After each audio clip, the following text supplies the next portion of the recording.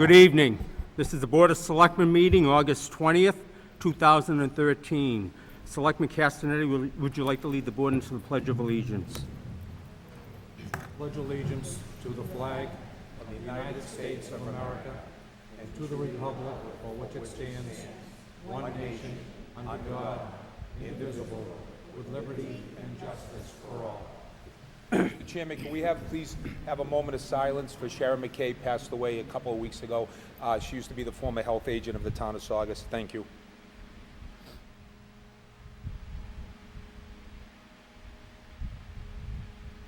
Thank you, Mr. Chairman. Thank you. First on the agenda, we have some invited guests with us tonight. We have the Saugus girls softball team, the Sun Devils. They captured their fourth straight major division championship, and I want to welcome them here tonight. We have their manager.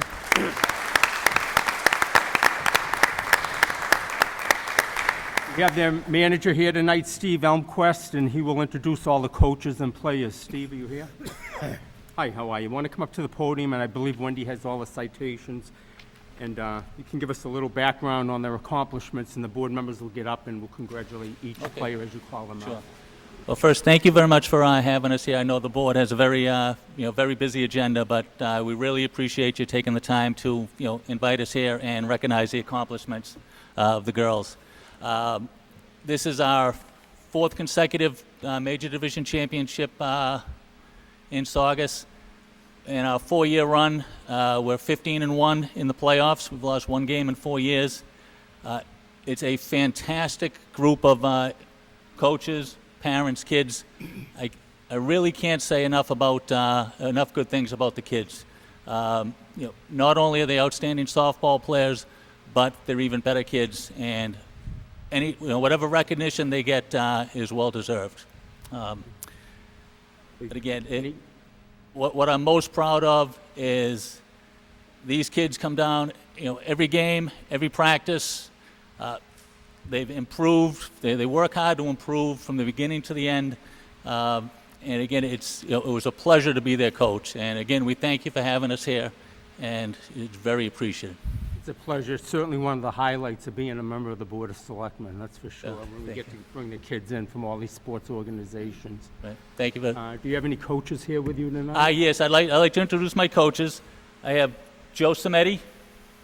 Hey, Joe. Brianna Cimetti. Hi, Rihanna. Paul Catino. Hi, Paul. And Bobby DiBiasio. Hi, Bobby. Steve, do you want to call all the players up, and the board will come up and introduce Sure. them? Yep. Thank you.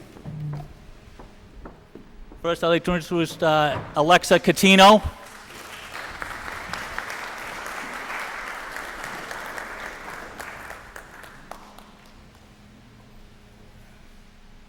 Marina DiBiasio.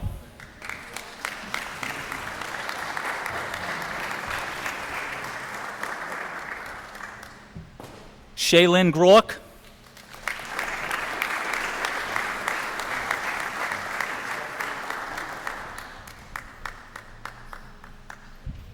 Laura Sabatula.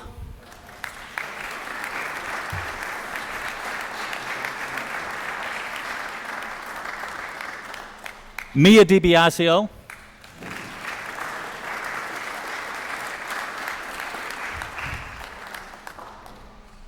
Anna Falaska.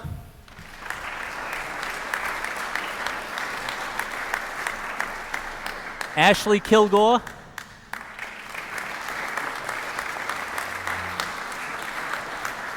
Ashley Walsh.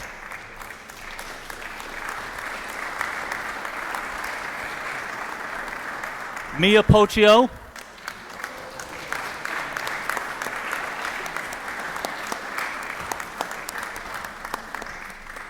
Now we have a few that I'm not sure if they've arrived yet, but Tessa Palermo.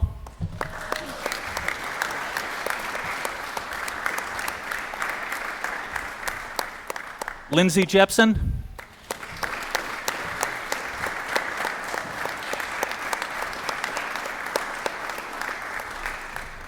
And we have two girls that are away on vacation, Caitlin Wright and Jenny Udis. But again, thank you very much for having us here. We really appreciate it. Thank you.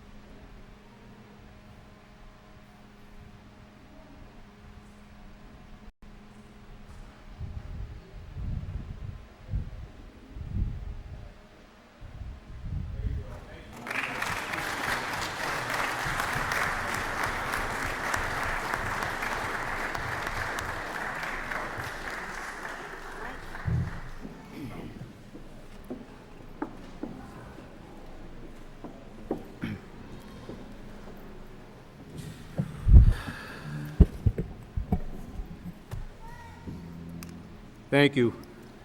The board does have a busy agenda tonight. Next on our agenda is the collector treasurer, Mrs. Hatch. There's four issues that she needs the board to take care of some business here. Ms. Hatch?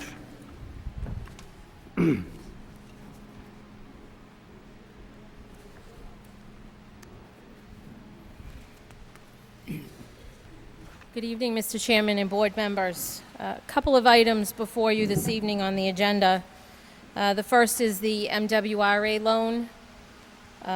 This is a zero-interest loan that the town of Saugus obtains from the Mass Water Resource Authority. We are part of their local water pipeline program, where they provide funding annually to cities and towns in the Commonwealth at a 0% interest rate. The amount of the loan for fiscal year 14 is $768,400. Our annual allotment from the MWRA is $662,100, and we have an additional $106,300 from our allotment in the prior fiscal year that we did not need to complete that phase of the water main improvement program. The improvements are scheduled to be done up on Fairmount Avenue, Wonderland Avenue, Pratt Street, Grandview Street, Boulder Road, King Street, Shore Street, and Ernest Avenue.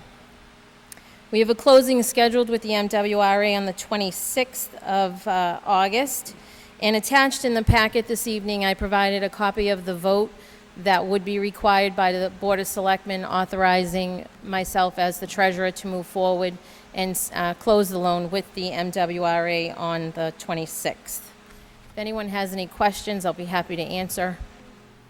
Yes, I have an extra one, Deb. I was wondering who missed one.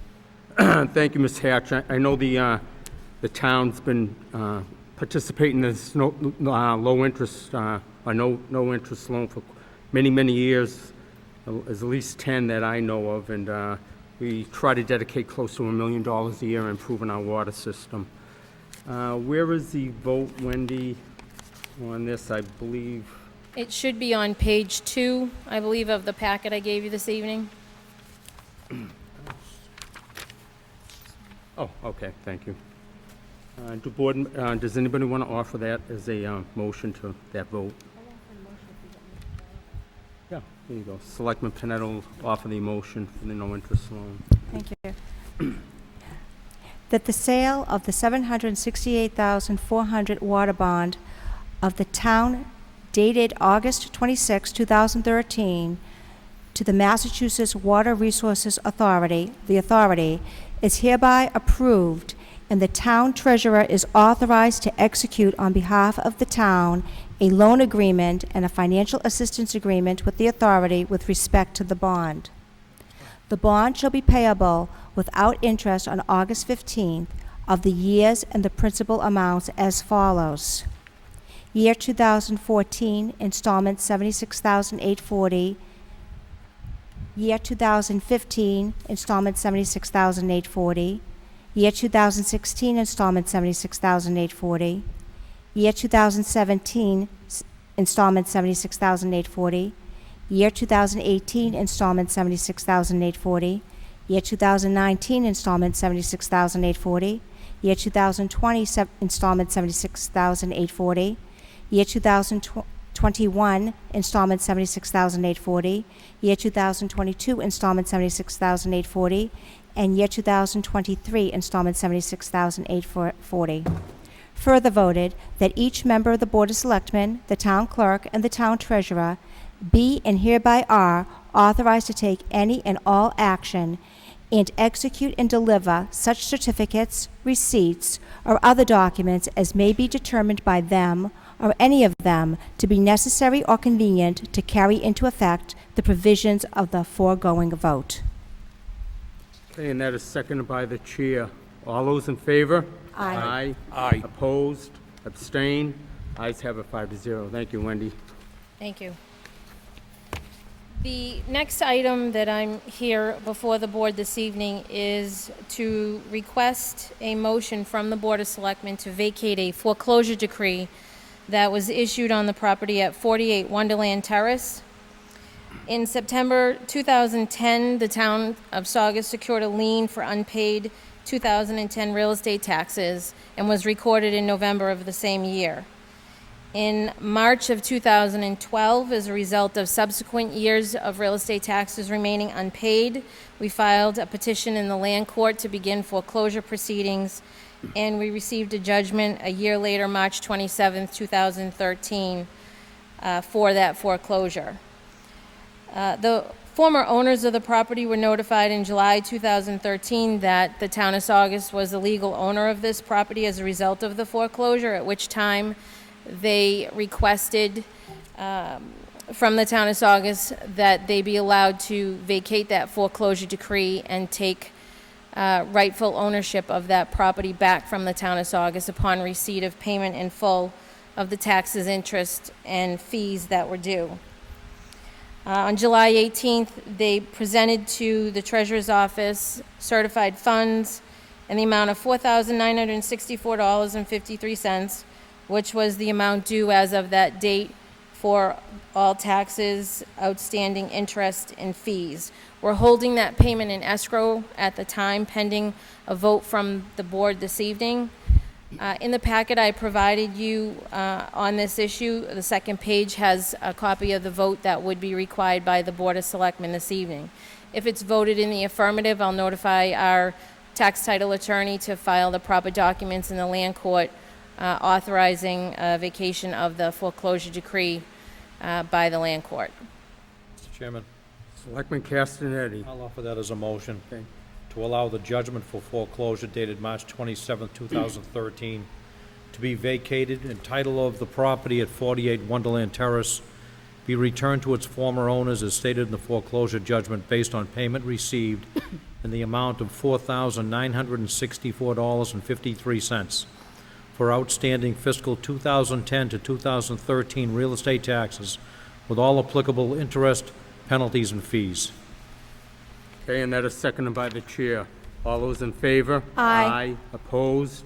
Abstain? Ayes have it 5-0. Okay, next one. Thank you. If I could just send the loan documents around for your signature. Okay.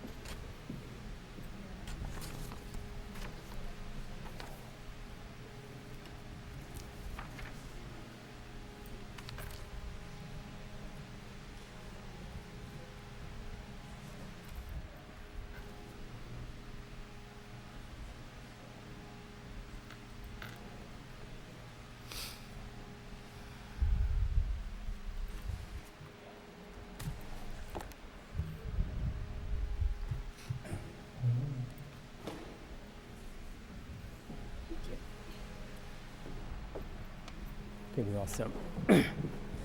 Before I call Wendy back up, I just want to let the public know the town manager is on vacation this week, a well-deserved vacation. And Sergeant Van Steensberg, we haven't seen him in a couple weeks, and that's because he's a proud father of a couple baby twin girls. Congratulations.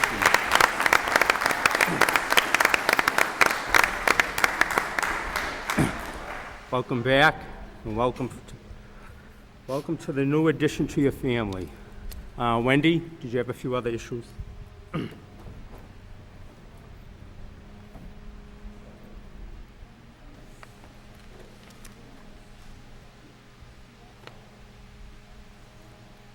Mr. Chairman and board members, a couple other items that you've placed on the agenda this evening, as I notified your clerk a couple of weeks ago. We have a couple of businesses that have licenses or permits issued by the Board of Selectmen. And as you all know, the requirement is that they be no more than 12 months in arrears for their January 1st license renewal annually. Last January, when one of the businesses on Route 1, Personal Chef or North End Cafe, was before you for, I think, I don't know if it was an alcohol or common victuals license, but a license renewal with the board, they entered into a payment plan, payment agreement, in which they agreed to pay their outstanding water and sewer charges, which at that time were more than 12 months in arrears. And as I notified the clerk of the board, we had received no further payments from the owner of that business. He was to pay $370 a month for about 6 months to pay that off. Since that time, that water bill has been transferred over to the property owner's, his landlord's, real estate tax bill, and has been paid by the landlord, but has not been paid by the owner of that property. And he currently has 2 water bills that are outstanding. However, he is not more than 12 months in arrears. So, you know, from the technicality under the statute and bylaw, he is not more than 12 months in arrears. However, he did default on his payment agreement, and he did not pay the water and sewer charges. They were paid by his landlord. So I leave that with the board, and you take whatever the action is that's necessary. Did you talk to town council about this, Wendy, and did he suggest any course of action that the board needs to take? Because I've never ran into something like this, I don't believe, before. Well, I think the statute allows for you to suspend, revoke, or deny the issuance of a license. I mean, at this time, the owner in the business is not more than 12 months in arrears, technically. So I don't know that the board could take any action. I have not discussed it with town council. Yeah. Let me But talk. I will just reiterate that he did default, and it went on to the property owner's tax bill, and they would pay it so that the town doesn't, you know, file a lien on the property for it being unpaid. Have you sent them a letter notifying them that they have defaulted, or do you think the board should send them? No, at this point, I've just notified your clerk Okay. that they had. Wendy, can you send them a letter letting them know that they defaulted on their payment? And I will get in touch with town council and see what other course of action or any enforcement, if any, that the board has. Okay. Okay, thank you, Wendy. Mr. Welcome. Chairman? Selectman Panetta? If they're not 12 months, how many months are they behind? The most delinquent is back to October of 2012. So it would be anything prior to July 1st, 2012, which they're not at this point. Suffice it to say that it's likely they will be upon their January 1st renewal. Any other questions? Okay, thank you, Wendy. And next, The second item is on Essence Fine Catering, I believe, at Jackson Street, Michael DePaulis. At the time, I notified the clerk, and when I was here before the board a few weeks ago, to get your approval on the payment plan, I commented to the board that if this gentleman was late, you would be notified, which he was. He did come in. I think I no sooner had notified the clerk that he had defaulted, and he came in and he did make his second payment that is required under the payment plan. So at this point, he paid late, but he is where he's supposed to be on that payment plan. He's made payment number 2. So just to bring you up to date on that, timing is everything. thank you. I know we've had problems with this establishment in the past, and I know you're Sorry. getting I know we've had problems with this establishment in the past, and Yes. and I know you're getting tired of Yes. trying to keep up with it. I mean, we try to work with all businesses and all residents, and, if we enter into a payment agreement, it's expected that they'll uphold it. So, Thank you. Thank you. Thanks for keeping an eye on it, Wendy. Okay, next on the agenda is the approval of the minutes, the July 9th. Mr. Chairman, I'll make the motion to approve the July 9th minutes, subject to any changes or corrections. Selectman Castanetti makes a motion, we approve the July 9th minutes, seconded by the chair. All those in favor? Aye. Aye, oppose, abstain, ayes have a 5-0. Next is the July 16th minutes. I'll make a motion, Which ones? The first ones? July 16th? You said July Yes. 16th, right? Conference room. The conference. Mr. Chairman, I'll make a motion to accept the July 16th, 2013 minutes that were on the first floor conference room, Okay, barring Selectman, any changes or any corrections. changes? Mr. Chairman, I have one. In the conference room after we had the second interview, where Selectman Castanetti was unhappy that they were like sheep following Chris Petridge. He said he was not happy with them. I asked Mr. Ravago if he felt uncomfortable having Selectman Castanetti, a member of the Board of Selectmen that appoints him during the May meeting, and his actions afterwards. Mr. Ravago answered yes. I'll give that to Wendy. Do you have that in writing, Steve? Yes, I got it right here. Okay, that's seconded by the chair. All those in favor? Aye. Aye, oppose, Abstain. abstain. Is that 5-0? Oh, I abstained. Oh, abstain, okay, that's 4 yeses and 1 abstention. Okay, next is the July 16th regular minutes. I'll make Mr. Chairman, Selectman Panetta. I will make a motion to accept the July 16th, 2013 regular meeting minutes, barring any changes or corrections. Are there any corrections? Mr. Chairman? Selectman Hall. Page 8, 24th line down, after where Mr. Horlick asked if you bring copies on how other communities are set up and copies of programs to Mrs. Steniford, that I asked, that could you give our clerk a list of free equipment, free people that will film your stuff, and in those are nonprofit and how they're set up? Could you please give them to our clerk tomorrow? Mrs. Steniford answered, yeah, because I would like to make some phone calls, and I would like to look into it. Steniford said, all right. Mr. Horlick said, thank you. And 26 down at the end, where it says, told it was not available, but they're running training now. At the end there, when Mr. Steniford was done, Mr. Steniford, I'll provide those addresses and phone numbers.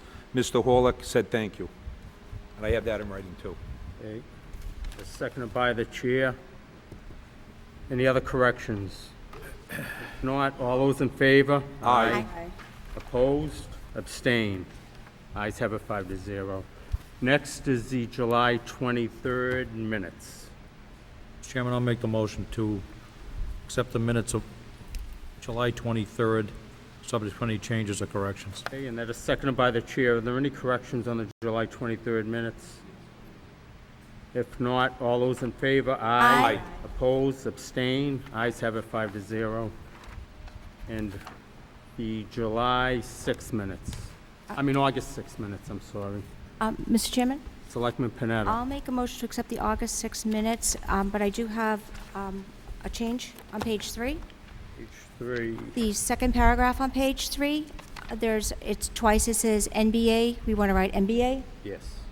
And then at the end of the second NBA, before it says Ms. Panetta, I just want to put a note that said Ms. Panetta noted that he did have his law degree. Okay. And that is seconded by the chair. Any other corrections? If not, all those in favor? Aye. Aye. Oppose, abstain, ayes have it 5-0. Next is Citizens Forum. Before we get into Citizens Forum, I'd like to just go over several things and some guidelines I put together. As I had discussed at our last meeting, it came to my attention that the maybe discussion and votes that the board took should have not taken place because the topic was not included on the agenda.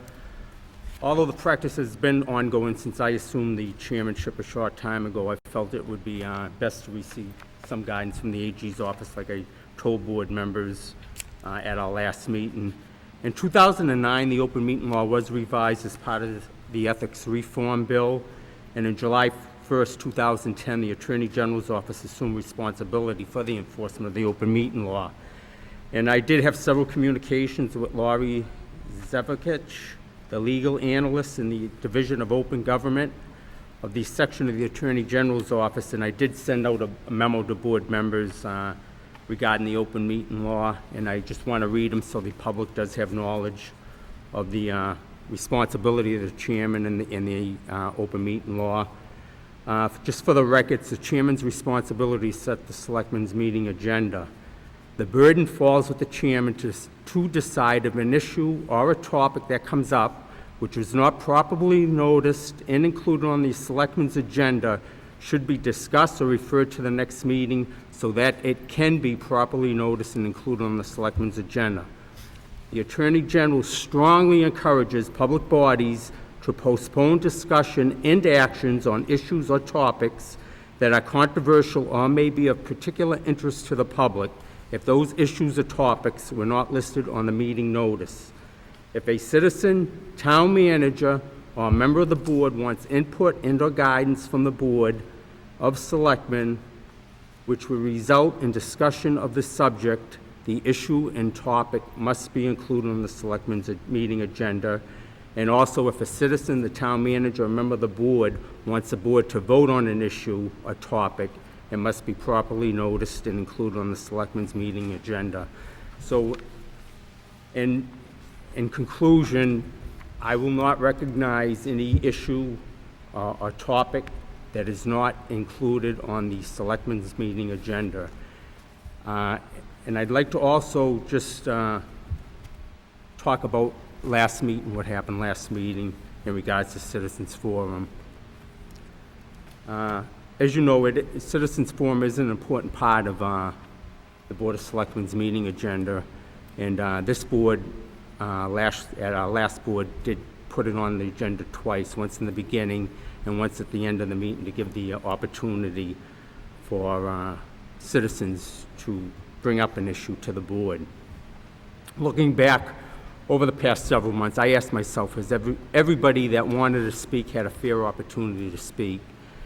And I've been fairly lenient in letting individuals speak 10 to 15 minutes while others had to wait patiently and only come up and speak a couple minutes, and that's certainly not fair to everybody. Unfortunately, I did adjourn the last meeting, and I know a couple of citizens wanted to speak, and I certainly apologize for that. Therefore, as the chairman, I have set some guidelines for citizens' comment period so that everybody has an equal opportunity to speak, and hopefully we'll be able to accommodate every citizen who wants to speak. And I encourage board members to let me know if they have any suggestions for the next meeting, if they would like to add or subtract from this agenda, and I'll take that into consideration. And here's a guideline under citizens' comment period, and I will have Wendy make copies for all the board members. Citizens' comment period will be a part of all the regular Board of Selectmen's meetings held in the Town Hall auditorium. In order that all citizens have an equal opportunity to be heard before the board, while at the same time ensuring the ability of the Board of Selectmen to conduct the town's business in an orderly manner, the following rules and procedures will apply. Citizens' comment period will be for Saugus residents only. Any residents wishing to speak shall identify themselves by name and address. All issues and topics must be included on the Board of Selectmen's agenda, and the name of the person making the request must also be included on the Board of Selectmen's agenda next to the issue or topic. And you'll have to check with our clerk to be placed on the agenda, and I did speak to Wendy about it, and we kind of agreed to a 3 p.m. deadline on Wednesday before the board's Tuesday meeting. Speakers will be allowed 3 minutes to publicly comment. Any comments longer than 3 minutes can be put in writing and provided to the board before or after an appropriate time. And I'm going to allow after the 3 minutes a speaker that, after a speaker speaks, that the board members will have 30 seconds each. So that'll be 2.5 minutes, kind of leveled out. And as always, I don't want any improper conduct, defamatory or abusive remarks are always out of order. No personal complaints will be allowed, and any personnel complaints will have to be handled through the town manager's office. And please refrain from using names. If the speaker does persist to not abide by the laws, I'll have to rule him out of order. And the chairman does reserve the right to extend or pull back the guidelines depending on the number of people who wish to speak. So just to clarify it, like on our agenda tonight, we have Mr. Stentonford, who has a petition regarding SCTS, and as long as he presents a petition and puts his name and it's on the agenda, anybody who wants to speak on that issue can freely come up and speak. I mean, they don't have to go to the selectman's office to be put on the agenda. But I did do some research into several other boards in town. Town meeting has a 5-minute limit, and you can only speak on the town meeting warrant article that's on the agenda. The school committee also has a 3-minute time limit, and you can only speak on the topics listed on their agenda. And I know myself and Selectman Castanetti went to the State House to testify on a hearing, and they only gave us 2 minutes to speak on and you could only speak on that particular House bill. So I think these guidelines are in line with other boards and what other public bodies do, and that's what I would like to keep them guidelines in order for tonight's meeting also.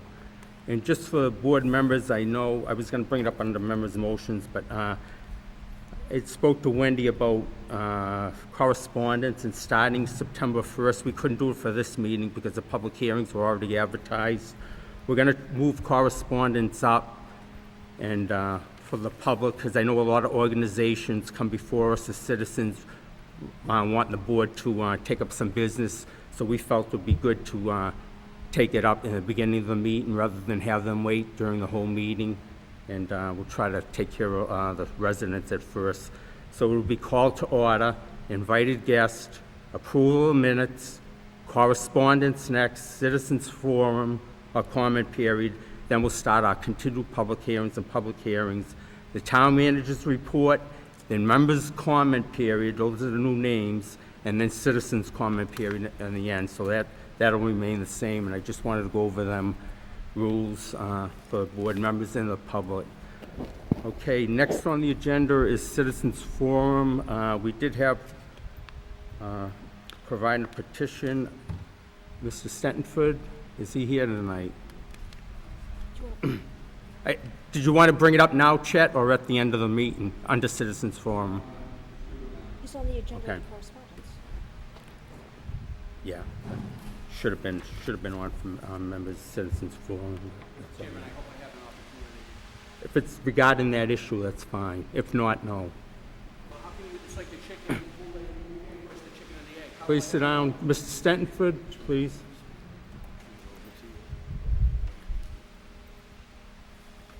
Mr. Chairman, Hi, how are you? Members of the board, I thank you for your time. Tonight Martha Klaus is going to present a petition that we have taken up that we want to present before the Board of Selectmen for consideration for an addition to the ballot this coming November. If you want to go ahead and pass those out. I did. I'm Chet Steniport, 47 Newhall, by the way. Hello, Martha. They're already passed out. Martha Klaus, 5 Burnham Avenue, Saugus. Close. I'm here because I can read the fine print better. I'm a member of the Saugus Concerned Citizens, and I'm here to read the text of our ballot question that we wish to put on the ballot. We, the undersigned, request the Board of Selectmen of Saugus, Massachusetts, to permit the inclusion of the following insertion on the November 2013 election ballot. Would you like to see SCTS, Saugus Cable Television, revert back to SCTV, Saugus Community Television, a community-operated organization where you have a voice as opposed to a Board of Selectmen-controlled operation? Prior to August 1st, 2012, Saugus Cable Access Channels 8, 9, and 22 were under the direction of a board of directors appointed by the Town Board of Selectmen, SCTV Board of Directors, and community members. A contract between the Town of Saugus and Comcast established SCTV as a PEG, or Public Educational and Government Nonprofit 501c3 corporation. As a nonprofit, SCTV received quarterly distributions from money collected monthly from the Saugus residents on their Comcast bills. These monies were sent to SCTV and used solely for the SCTV activities within the community. Since August the 1st, 2012, SCTV status was changed by the Selectmen from SCTV Autonomy to one managed by the town, operating under the new designation of SCTS. Now operating as SCTS, the status of money received quarterly no longer falls under the same stipulation as when the stations 8, 9, and 22 were under the self-governance of SCTV. The Board of Selectmen claimed that this money is no longer to be used specifically for SCTS and community, but as the town deems necessary. This now leaves SCTS vulnerable to the guidance of the current SCTS Board of Directors. Decisions regarding rules and regulations of process, procedures, and protocol are already being made by the SCTS Board of Directors. Changes are already affecting community involvement and your First Amendment rights of freedom of speech. Consideration is urged by all residents to address the problems these significant changes have created for SCTS and the community's voice in free programming for the people. This is not a venue strictly created for a chosen group of people, which it is sadly becoming. This is the people's TV platform and not that of a singular minority within the community. A majority of access organizations in the local area are operated as PEG, access, and autonomous nonprofit programming. Saugus is one of the towns that has chosen to operate otherwise. It's time for the citizens to vote and return SCTS to SCTV as autonomous 501c3 corporation, which will direct the actions of Saugus TV to be consistent with most other local cable TV operations. And you all have a copy of this petition, and I handed the original in to Wendy before the meeting started. Okay, thank you. Is there anybody else that would like to speak on the petition? Chet, did you want to wrap up for a few minutes? Michael, I'm sorry. Your microphone just isn't picking you Oh, up. I'm sorry. Yeah, did you want to wrap up? on what Well, you were gonna just say? basically that we're presenting this petition to you for consideration. We'd like to have this question added to the ballot this coming fall, and allow the populace to take a position and vote on it. And it's at this point, it's in your hands to either approve or disapprove. Okay, thank you. Is there anybody else that wanted to speak on this ballot referendum? No? Okay, thank you, Chet. Do board members want to respond? Mr. Chairman, Selectman Horner? just one line here where it says, changes are already affecting community involvement and your freedom of speech, There's no example of what's going on, Mr. Senator. As I mentioned before regarding the control of the program, it comes in many different guises, not necessarily as a complete literal denial of freedom of speech. The programs that were on over the past year and a half, such as my program, as well as a number of other programs, have been not pulled directly by the board of directors of SCTS, but various obstacles have been created, as I mentioned before, that prohibit the production, if not making it totally impossible to produce a program.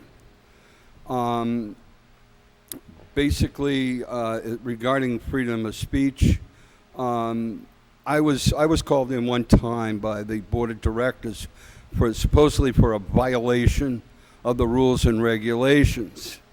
It involved a number of things, including freedom of speech, because basically I had done a program at the alfalfa farm up in Topsfield.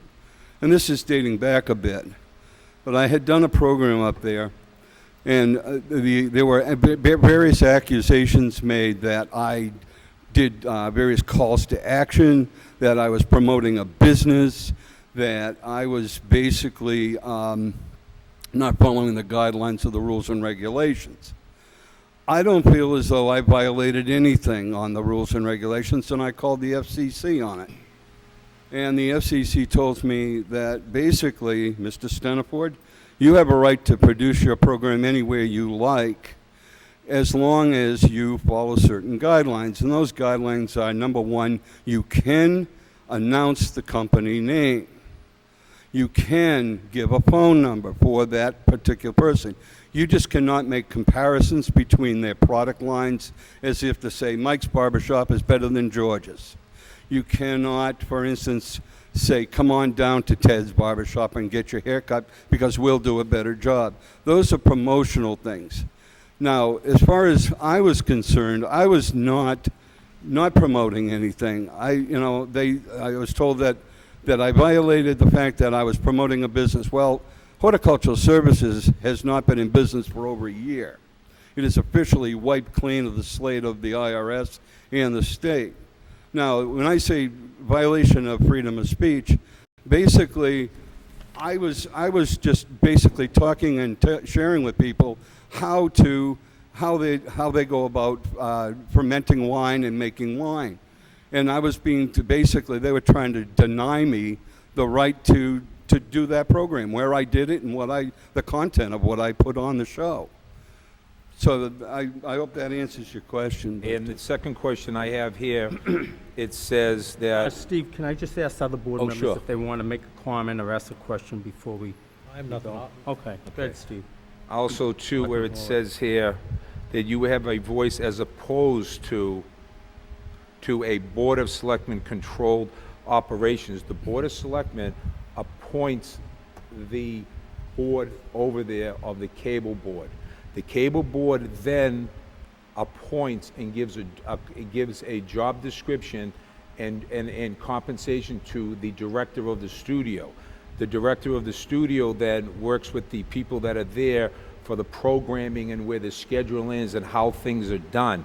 The Board of Selectmen controls nothing of the operation of the studio. That's controlled by the person in charge of the studio that's hired by the board. We don't hire them. So how is the Board of Selectmen controlling the operation if we don't give the person the contract to run the studio? He controls the day-to-day operations of the studio. Let me ask you this, sir. Who has the ultimate power as far as electing the Board of Directors? The Board of Selectmen. People have no choice in it whatsoever. Whereas with SCTV, we were allowed to, as members, to choose certain members of that Board of Directors. At this point, the public has been silenced from that opportunity. We have no say in it. So to answer your question as far as being a Board of Selectmen controlled, ultimately, yes, it is controlled by this Board of Selectmen. Because you elect the Board of Directors, you select various people to assume those positions, and basically they have complete control of what goes on TV and what does not go on TV right now. Yesterday, I'm going to point out something, Mr. Hall. Mr. Steniford, hold on, let's just stay with Sure, the question, okay. okay? It's just that we do not hire the director. They put an ad out on the paper and through various agencies to try to find somebody. They interviewed him, we had no process in there at all. I understand They picked that person. The programming up there, before they had the new director, was done by the person in there, I believe his first name was Roger. He was the one that was the interim director, and he was doing the schedule and putting everything up. And I know you said that stuff was missing and programs weren't there, but Roger was the one, from what I understand, was the one that was taking over in the interim before they have the director, and he's the one that put everything together up there. So I just, we appoint them, and they do what they do. It's like when we appoint the library board of trustees. Whatever they do, they decide they want to do. We appoint the zoning board of appeals. If they want to grant variances or whatever rules and regulations they set up, and whatever they want to do, we have no control over that. They vote what they see based upon what comes before them. And that's the same with this board. We do not control that board. It's very easy for you to say that you don't have any control over it. But ultimately, do you think that executive director of SCTS is going to go against the board of directors of SCTS? I don't think so, sir. And do you think that board of directors is going to permit him to make his own choices? I don't think so. So basically, we're getting back to the same statement. Yes, I think this SCTS basically is a board of selectmen controlled organization at this point. It's a government TV. It's not community TV any longer. The people have no voice virtually in any selection whatsoever for SCTS. I was a member of SCTV. Yep. Can we continue? We have other business, Selectmen. I'm all set, Board. Mr. Chairman. I'm all Can we, set. we'll have to continue this to after we take care of town business, and Yeah. other All right. people will be able to speak on the issue. I can understand. Okay. Yeah, again, Michael, if you could speak a little bit close, I can't, you're very Sorry. difficult to hear. Okay. Yeah. We have to conduct town business in this. No, not right now. At the end of the meeting, you will. At the end of the meeting, yes. If it's in regard to the ballot.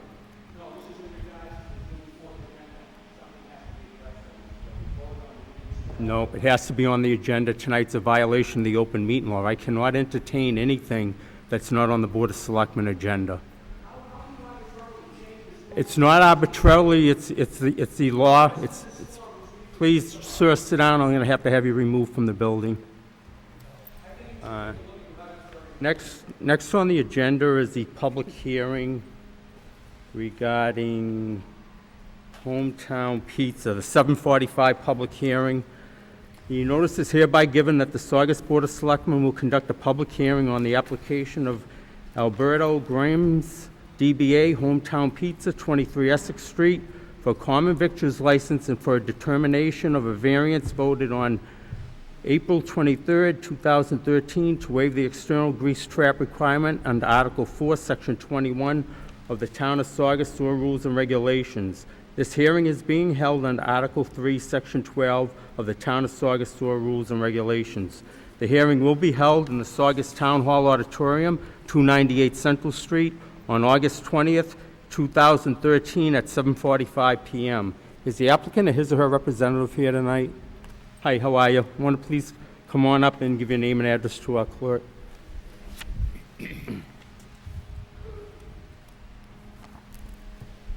How are you, sir? Hi, how are you? Want to give us an overall view of your business operation, hours of operation? Name and address?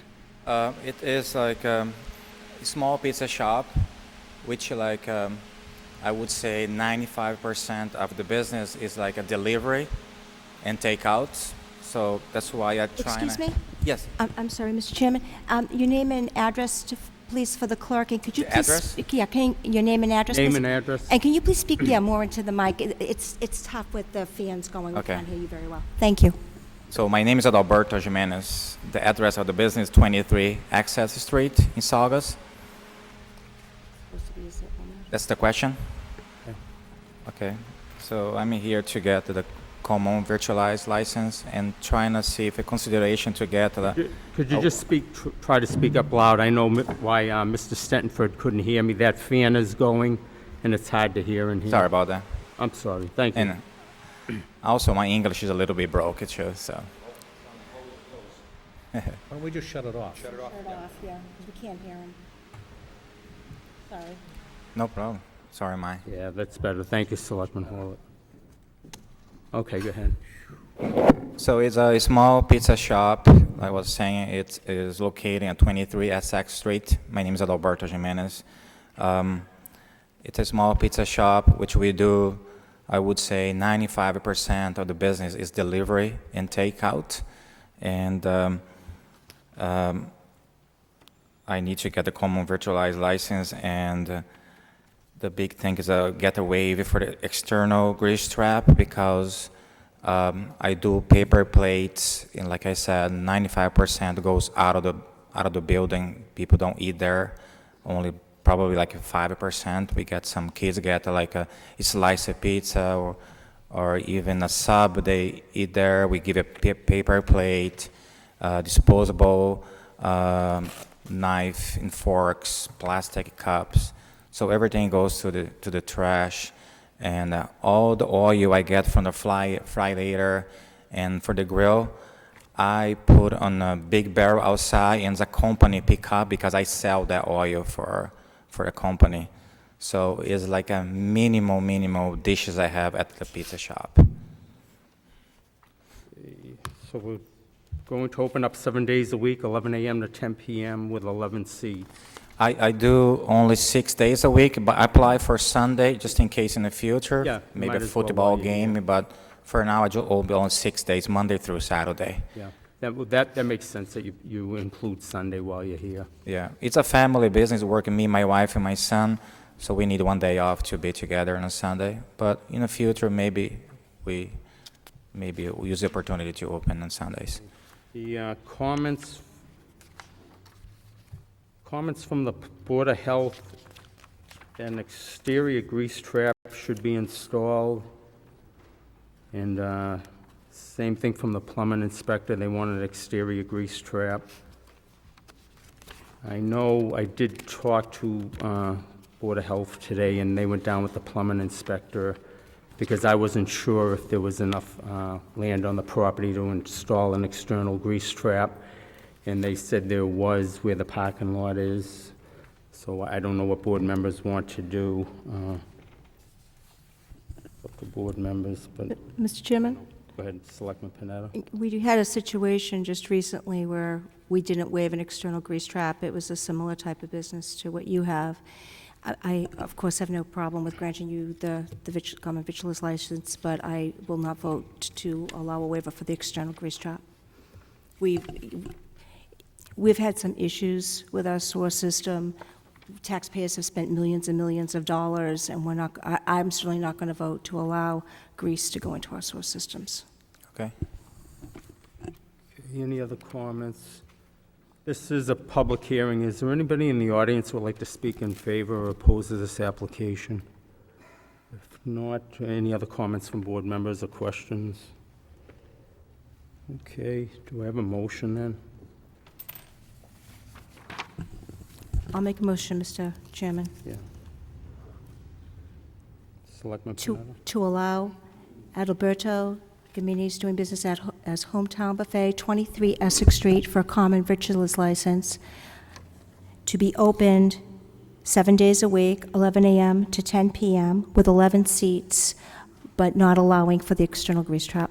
Okay, and that is seconded by the chair. I'd just like to add that it's always been a policy really not to approve these internal grease traps. Our rules and regs want an external. I don't know how this slipped by the cracks, but the taxpayers in town are paying $20 million to upgrade our sewer system. It's a 10-year plan that they're having to pay.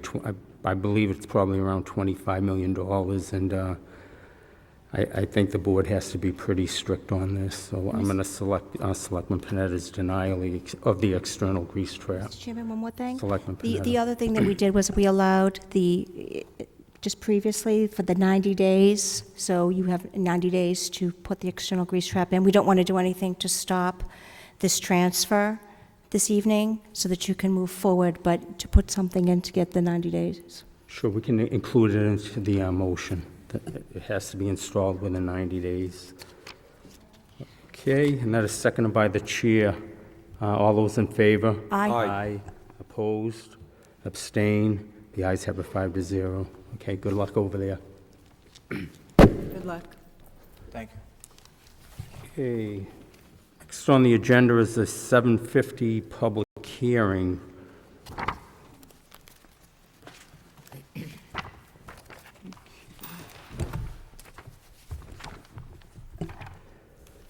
Okay, notice is hereby given that the Saugus Board of Selectmen will conduct a public hearing on the application of Saugus Town Taxi Faris Mohammed, owner, with the office at 961 Broadway, to operate a taxi cab business in the town of Saugus and license for 2 taxi cabs. This hearing will be held in the Saugus Town Hall Auditorium, 298 Central Street, on August 20th, 2013, at 7:50 p.m. Is the applicant or his or her representative here? Hi, how are you? Want to come on up and give your name and address, please? And the query came back, it's okay. The building department did have an issue. I believe the building inspector's comments. This is from the building inspector. The Saugus Town Taxi has moved into an office at 961 Broadway without inspections from inspectional services or the fire department. No payment for the occupancy permit has been operating a taxi company. Are you familiar with the building inspector's comments? And maybe you can address them also. Thank you.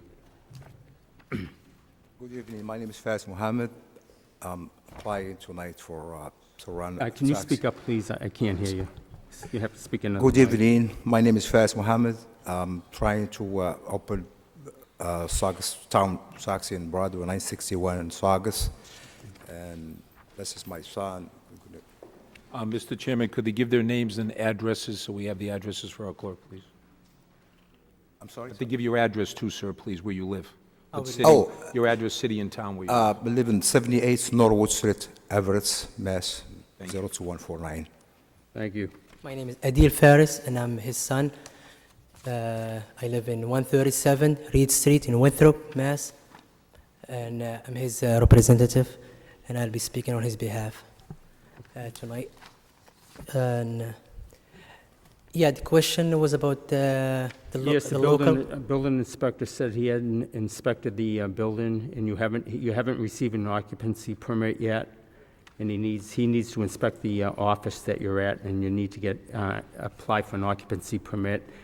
And then Wendy, our town collector treasurer, Mrs. Hatch, you're not 12 months in the rear, but the property owner does owe some real estate taxes of $3,600 for FY13. So I just want you to be aware of that. You're not 12 months in the rear, but probably let the property owner know that. But regarding the occupancy permit, you're going to have to talk to the building inspector. We can approve this license, but condition it upon you getting an occupancy permit within so many days. Okay? Yes, we're working on that, and we're aware of that. We just received a letter a couple of days ago, and we're going to let the owner know. And the inspection, if the permit is conditioned by the inspection, we're going to do it, and we'll work on it. Okay, thank you. Any questions by board members? Okay, if not, Selectman Panetta. Can you tell us a little bit about your business? How many taxis? Yeah, 2 taxis, and they will be operating 24 hours. We're going to hire a couple of drivers. And at dispatch, we're going to be using a credit card machine, which is a plus credit card machine on those cabs. So if people don't want to pay with credit card or debit card, they can use them. So this is a plus in our favor. And they're going to be operated with 2 iPhones with a GPS location, so we can locate our cabs and how approximately they're going to be and their location where they should be. And those are our pluses and new companies, and I think business is growing in the area, and we're like looking forward to operate just 2, starting with 2, and then in the future, a minivan for access, wheelchair access in the future. Any other questions, Selectman Panetta? So are you and your dad going to be the cab drivers, or are you going to hire? Yeah. Oh, okay, so First, this we're gonna is start as literally a family Yeah, business. little family business, and then as business move forward, we're going to hire a couple of drivers if we need. Thank you. Okay, I know the town does have a bylaw, Section 801. You're going to have the vehicles inspected by the police department. Any other questions by board members? No? One more thing? Go ahead. And they're going to be registered in Saugus, correct, the vehicles? Yes. Yeah, Thank you. and so once we get the location approved, they're going to be registered in Saugus with the location approved at the same address. If 961 is approved, we'll register them at 961. Okay, thank you. Okay, any other comments from the public? Sergeant? Excuse me, can you let the sergeant get in, please? Thank you. Good evening, Sergeant. Good evening. Yeah, Sergeant Paul Van Steenberg with the Police Department. I just have a question for the applicant. What their relationship is with Ed's Auto places. I know the address is the same as Ed's. I don't know whether they're affiliated with them or whether they're just renting space from them. We're just curious about that. Could you answer that, please? Your relationship with Ed's Auto, were you just renting space from them, or? No, actually, we're renting. You just speak up into the microphone, thank you. No, we rented from Lynn on for 999 Broadway. He's the own the building. So Pardon? we rent from other gentleman. He owned another building, 999 on Broadway, and he had a 9961 on Broadway. So we pay rent to other gentlemen. It's nothing to do with the area auto. Oh, okay, so you're paying Could be- rent directly to the could be property owner, not... direct to the 'cause owner. Ed's renting some of Yes. that property also. Sergeant? Okay, that's fine. That answers the question. The Police Department doesn't have an objection for them setting up Okay. this business. Thank you. Okay, any questions from board members? Anybody else from the public would like to speak in favor or opposed to this? If not, do I have a motion? I'll make a motion to close the public hearing, Mr. Chairman. Selectman Panetta makes a motion to close the public hearing, seconded by the chair. All those in favor? Aye. Aye. Opposed? Abstain? Ayes have it 5-0. I'll make a motion, Mr. Chairman, to allow Saugus Town Taxi, Faris Moahab, owner with office at 961 Broadway, to operate a taxi cab business in the town of Saugus and license for 2 taxi cabs, with the stipulation that his office at 961 Broadway needs an inspection from the inspection services and the fire department, and pay whatever the occupancy permit is within 2 weeks, Sure, 14 days. within 14 days. Okay. That is seconded by the chair. Any other Mr. Chairman, there's conditions, Selectman also, Ball? the real estate tax has been taken care of, Wendy? Okay, there's about $3,700 in real estate taxes that need to be addressed too, Mr. Chairman. So Yeah, how do you they- want to incorporate that? into the No, motion? because then, just let the property owner know they're not more than 12 months Oh, in they're not arrear. more than 12 months in there, okay. All Okay. right, so we can just send them a letter that it's getting close to that time, and the license renewal will be coming up in the fall, another few months. Okay. Okay. So that motion is seconded by the, Selectman Panetta's motion is seconded by the chair. All those in favor? Aye. Opposed, abstain, ayes have it 5-0. Good luck. Good luck. Thank you for your time. Okay, yeah. have a good night.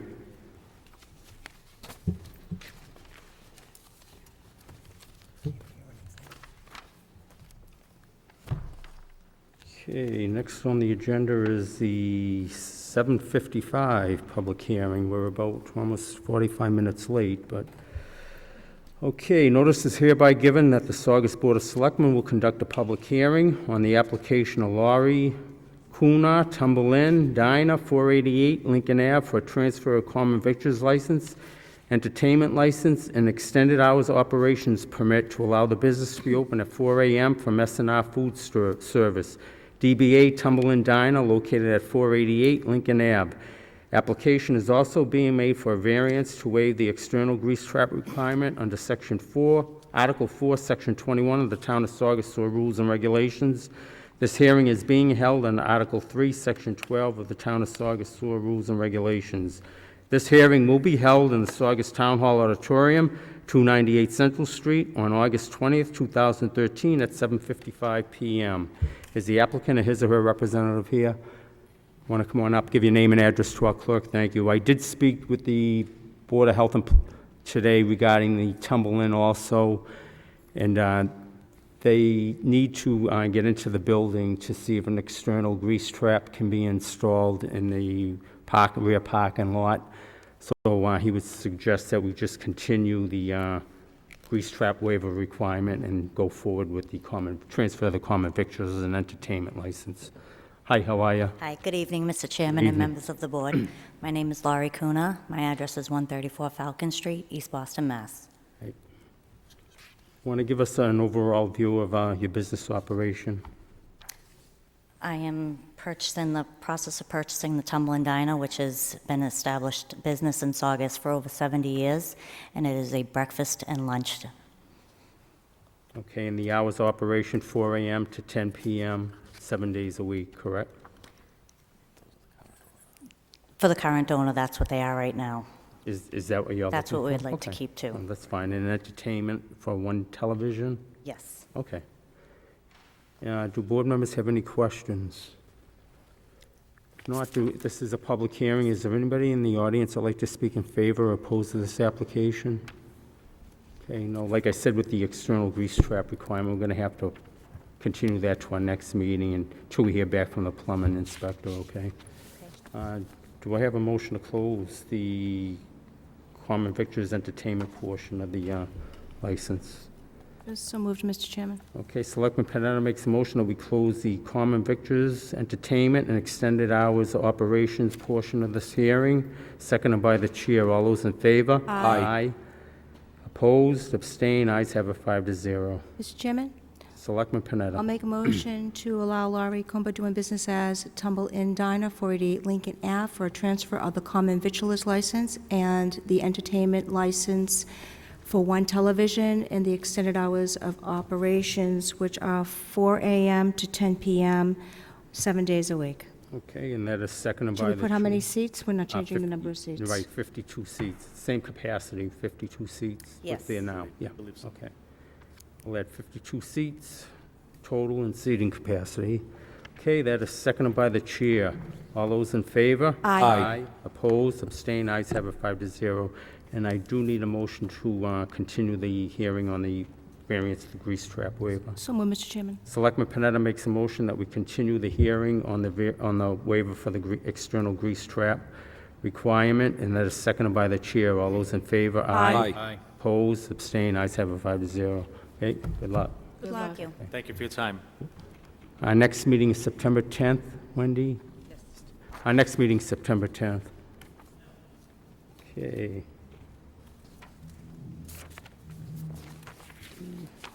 Next on the agenda is the 8 o'clock public hearing regarding Subway. Notice is hereby given that the Saugus Board of Selectmen will conduct a public hearing on the application of Linda and Lee LLC DBA Subway, 124 Broadway, for a transfer of a common victuals license from Magnia Fresco SA LLC DBA Subway, located at 124 Broadway. This hearing will be held in the Saugus Town Hall Auditorium, 298 Central Street, on August 20th, 2013, at 8 o'clock p.m. Is the applicant or his or her representative here? Hi, how are you? Good evening. Want to give us an overall view of the operations and name and address, please? Okay. My name is Isha Beatty. I reside at 210 Washington Ave, Chelsea. And we're taking it over from an existing franchisee. So we are keeping everything exactly the same. The hours, it'll be 7 days a week, 7 to 9. It's predominantly submarine sandwiches run by my family. We roughly have about 4 to 5 employees now and about 50 seats. Okay, thank you. And also, we did get a note from the Board of Health that the exterior grease trap needs to be pumped out, and that's probably the property owner's responsibility. But Right. we're going to include it, probably a stipulation into Okay. the license, okay? Yes, sir. You're supposed to, once you pump the grease traps out, you're supposed to give a record to the Board of Health. Right, I They did see keep his notes records of regarding that. Okay, thank you. You're welcome. Okay, any questions by board members? Okay, no. Is there any, since this is a public hearing, is there any questions in the audience in favor or opposed to this application? If not, what is the wish of the board? I'll make a motion to close the public hearing, Mr. Chairman. Okay, Selectman Panetta makes a motion to close the public hearing, seconded by the chair. All those in favor? Aye. Opposed, abstain, ayes have it 5-0.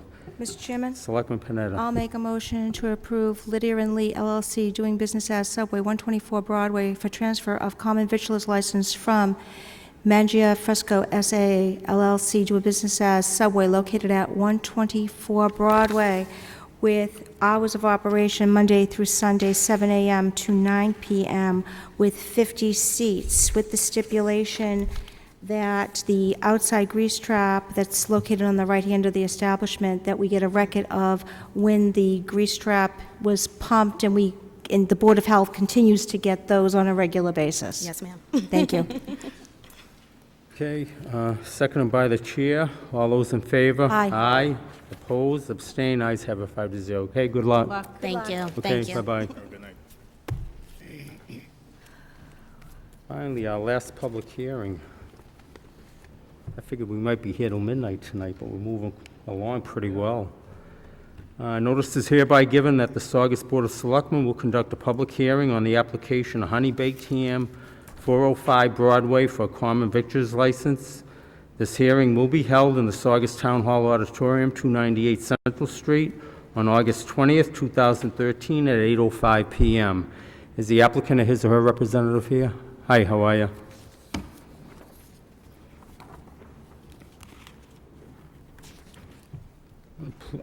We did get a recommendation from the Board of Health. An exterior grease trap should be installed. We did deny a waiver in the past, and your grease trap was never installed. The plumbing inspector said he spoke to the owner, and he has agreed to install an outside grease trap per regulations.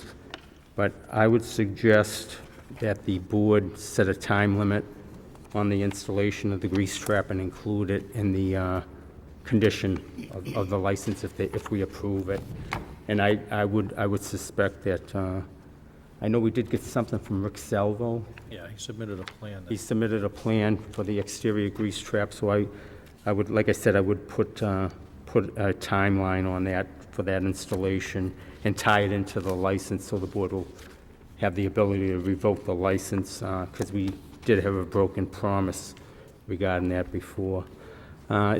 Please give your name and address to our clerk, and just give us an overall view of your business operation. My name is Mark Demis. I'm with the Honey Baked Ham Company of Georgia. I live in Roswell, Georgia, 12650 Etris Road, and this is our general manager of the store. Hi, how are you? Good, how you doing? My name's Joe Ronan. I'm the general manager of Honey Baked in Saugus. My address is 34 Haynes Avenue in Lowell, Mass. Okay.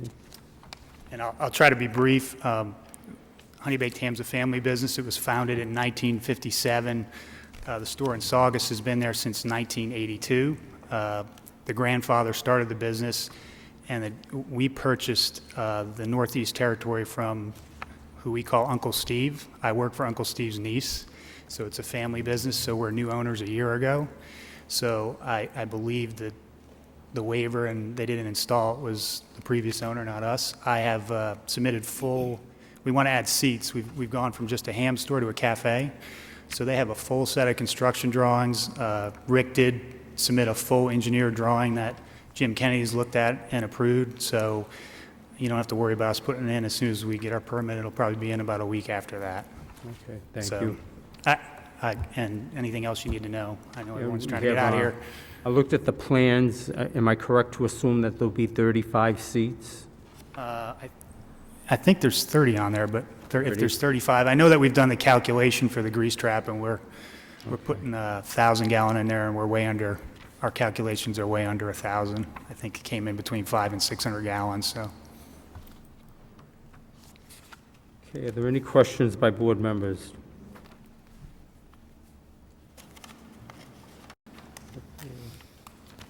Okay. 28, 30, you're correct, there are 30 seats.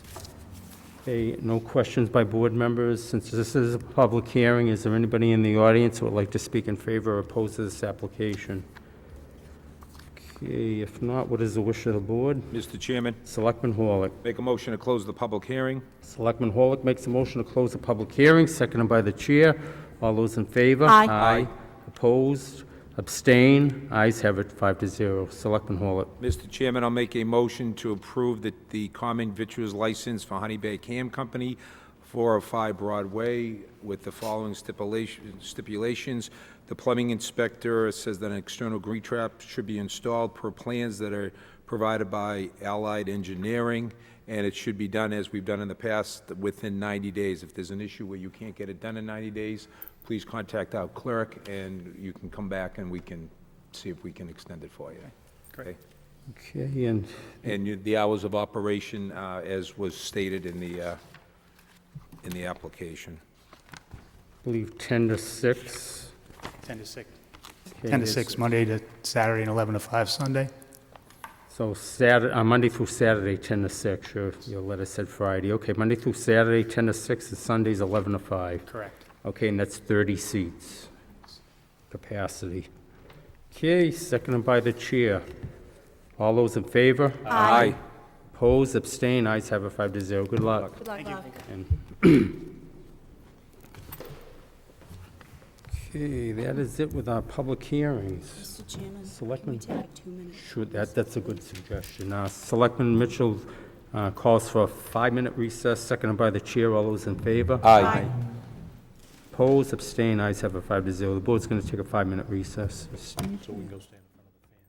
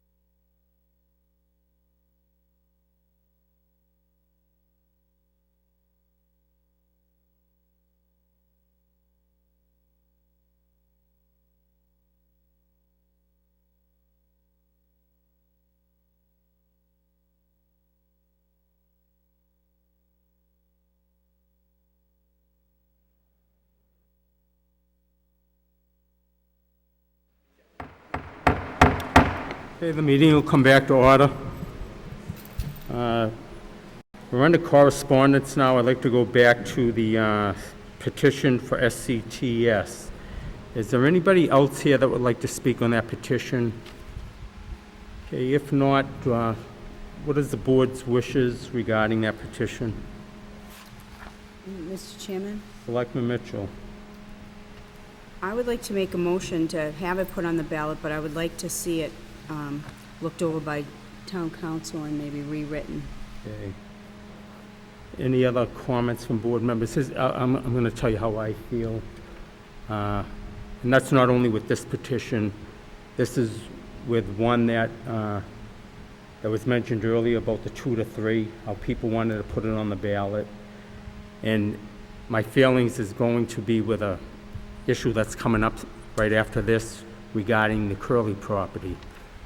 I believe that the board, that if people don't like what the board votes or how they vote, are we going to run to the ballot?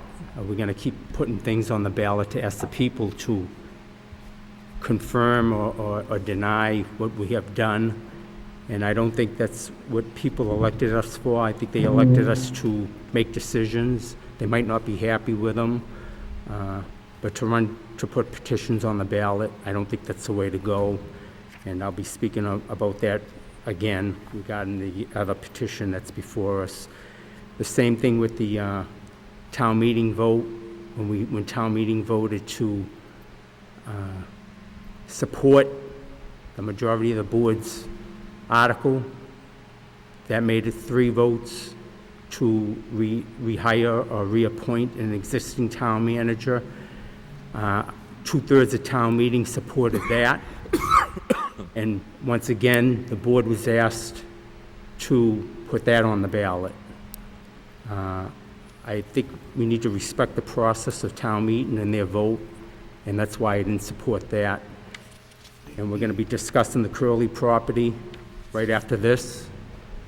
And town meeting also voted against taking the Curley property. And again, we're being asked to put it on the ballot to the voters in spite of town meeting's act. And I think we need to respect town meeting's vote.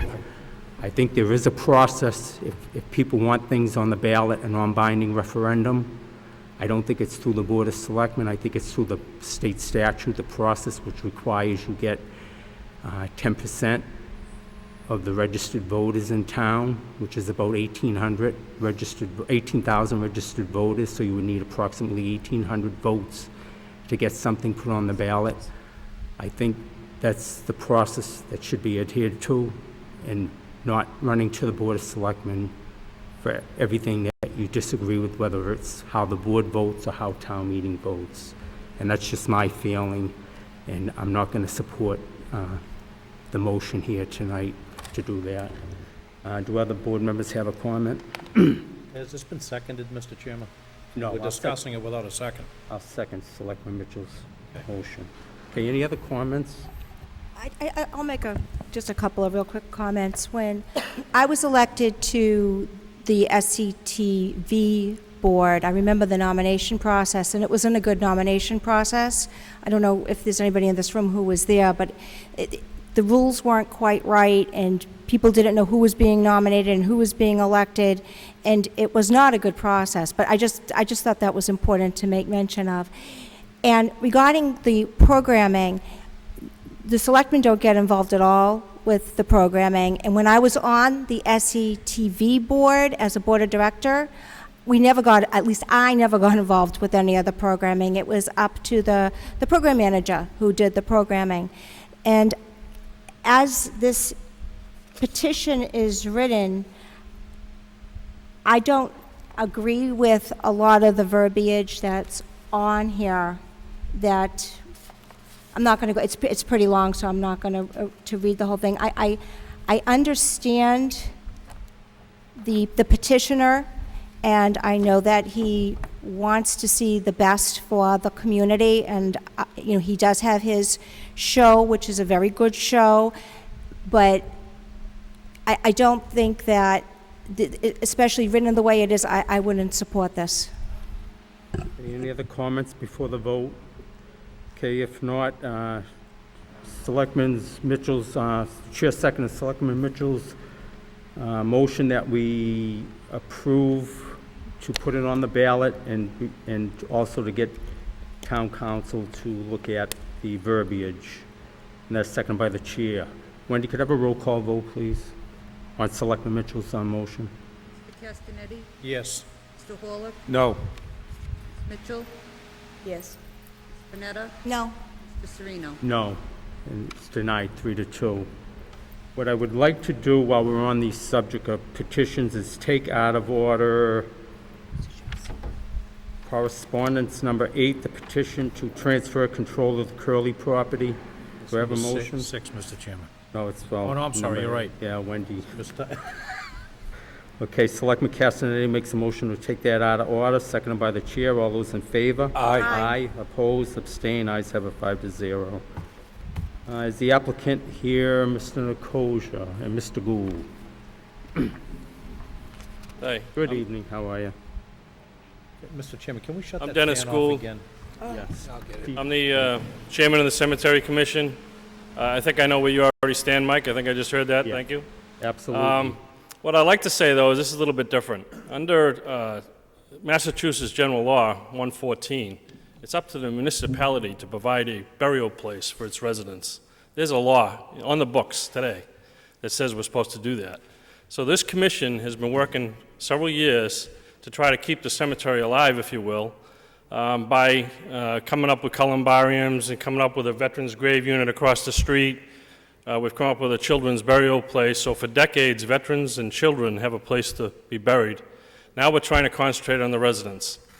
It's our charter, and it's a Massachusetts law, again, I reiterate, that we're supposed to do that. So the only property that the town owns currently that can handle the size we need for a cemetery is the Curly property. This is different than the cable division, and I've been watching that and the emotion with that, and some of the other things you might have done with 4-1 votes and 3-2 votes. This is totally different. This is a non-binding question to ask the residents, do you want a cemetery in the future? Because if they don't, personally, I'd like to get off the commission. I've done everything I can elsewise. My last goal as a commission member was to get a cemetery for the future of the Saugus residents. If the Saugus residents don't want a cemetery, I don't want to be spinning my wheels, not one more day, and you'll have my resignation the day after the election if they don't want to do it. I request you guys, and the protocol, Steve, Mike, is you go to the selectmen like we did, and the selectmen have the choice to vote it on. Now, if you guys don't want to vote it, you force us into the 1,800 signatures. I understand that protocol, but I don't think that's right for what we've been trying to accomplish for the town of Saugus, for the Saugus residents to not have a cemetery in the future, and the fact that there is a law on the books right now that you're supposed to abide by that says we will provide a burial place for Saugus residents. You ought to forward this and let the voters decide. It's a non-binding vote to just say, do you want a cemetery in the future or not? If the Saugus residents say no, fine, I'm done. And you'll never hear from me again, and you can do whatever you want with the Curly property and the property Saugus. But I think we owe it to the Saugus residents to put it in front of them.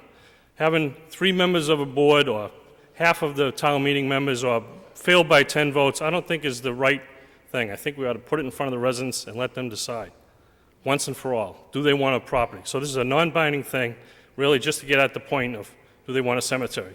Now, I've tried for months, actually over a year, to get Vassapoli to weigh in. I probably shouldn't use his name. Town council to weigh in on this, right? And he won't do it because he feels town meeting made a jurisdiction, so he's not going to do it. So he wouldn't help me with the verbiage. So this verbiage is mine. It's after doing some research. It's probably not the best, but it will get to the point of, do you want a cemetery or not? So I would appreciate you guys not looking at this as some of this other stuff. This is not to try to override town meeting. This is really to find out if the town, which has an obligation under Massachusetts Law 114, and the residents want to have a cemetery. Okay. Thank you. Thank you. I think if you talk to any resident in town, Dennis, we all want a cemetery. In fact, I had proposed buying the Berthold property for a new high school and using a portion of for cemetery. When that issue came up about the Curly property, I believe there was the Conservation Commission was against it because there was too much wetlands there, and that's why town meeting voted it down. Excuse me, could I correct you? The Conservation Commission, by the way, he's my cousin. They were not against it. We were going to give them 15 acres of wetlands that we identified ourselves out of the Curly property that would become Conservation Commission. If you look at our original article in front of town meeting, Conservation Commission got like 15 acres of wetlands to keep as wetlands in the town of Saugus. Conservation Committee was not against it. The only people against it were the school because they had a dream of putting a school up there, and you can't put a school on the Curly property. And then somebody else in town, won't mention names, wanted to trade it with the MDC to try to get more land for the Voc and maybe a high school. And that was another, that's who really was against it. Yeah, in fact, I had a conversation with a couple members last week, and they said it was too wet up there. They weren't that thrilled, but like you said, the school committee's looking, actually, the Curly property was deeded to be used, I believe, as a school. No, it says specifically for municipal or school use. Yeah. And I think town meeting had the debate on it, and like I said, I think anybody wants anything on the ballot, it should go through the process. That's just my personal belief. Well, hopefully 3 years won't have the same belief. But, okay. That's just my opinion. Any comments from board members? Chairman. Selectman Castanetti? This is a non-binding question. What is the harm in putting it on the ballot for the people to weigh in on it? It's not going to lock us into anything, but it'll give us a feeling for what the residents want in town. I just think it's a slap in the face to town meeting after how they voted to go against their wishes. I just, and like you said, it's a non-binding referendum. What is it going to do? Absolutely nothing, even if it passes. But that's just my opinion. Any other comments from board members? Mr. Chairman, I don't mean to put somebody on the spot, but we have I won't ask our clerk, but we do have somebody from the school committee here. Would you feel adverse to getting up and giving us the viewpoints of the school committee? I know when I was on the school committee, this was an issue, and the school committee was adamant against giving up the Curly property because they felt that, clearly there's not that much land left, and I empathize because people do want to be buried, of course, in their hometown, but people want the students for the future. People were thinking of the Curly, and I understand it's wet. Being wet is bad for a cemetery as well as for a school. Do you have any additional comments?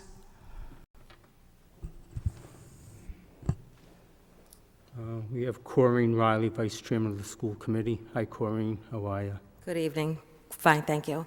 I guess on our point, we are looking, at the high school and other buildings that need looking, to be looked at in the future, space. But as far as the Curly property, I would say that just being one member here, besides Ms. Reed, that we would have to bring that to the full committee and ask them what, if there was anything that they would like to do if it was ever given to us to look at. So that would be my answer this evening, because that would be something that we would need to discuss as a board. I mean, Thank you. yeah, as part of a master plan for the town, I mean, we really do need to decide what to do with that property Correct. at some point. Correct. And I just don't want to stump the growth of the school system, even though I understand that there's immediate need with the cemetery. So I'm torn with Right. this one, as I was back when it was first brought to the attention when I was on the school committee, so. Correct. Okay, Yep. thank you. Yep, we certainly want all of that, so we'll have to wait and see. Thank you. Okay. Any other comments from board members? Mr. Chairman?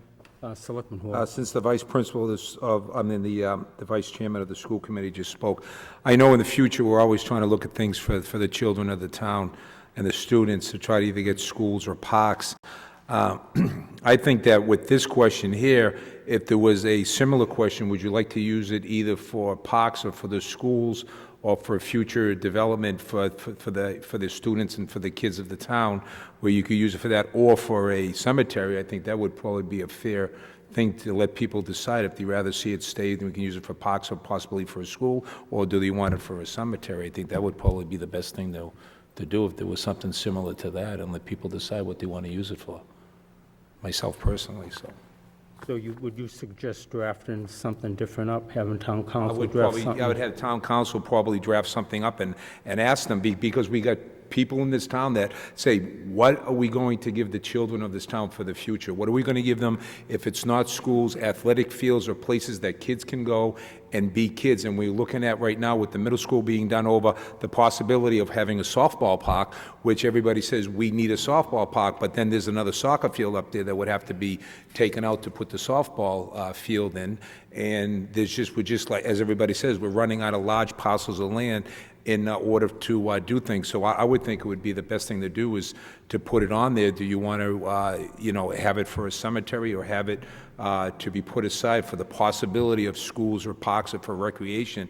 And I think that would probably be fair, to let people decide what they actually want to do, because it's going to affect the whole town, because eventually we're going to be looking at what to do. It's like in Wakefield now, they took one of the fields over off of North Avenue, and they're putting up a whole building right in the middle of the field. They took the field away because they have no other place to build, and that's on North Ave. That construction is going on right now.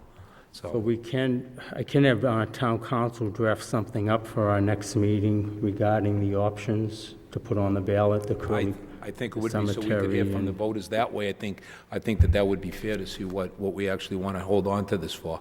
So what did you want to put on for school use, the For cemetery? either school use or municipal parks. School, cemetery, and municipal Municipal parks, yeah, Okay. yeah.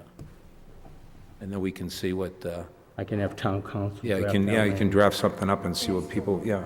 It's non-binding, it really doesn't. Non-binding, but at least we'll know what people think that we How should. they feel. Yeah, yeah, because that property is everybody's in town, it's everybody's, and I think we should get direction, and that will give us something for a capital plan down the future, that if people do want to use it for one specific thing, that at least the manager will be able to look at it that way and see what we can use it for with grant money and stuff, so.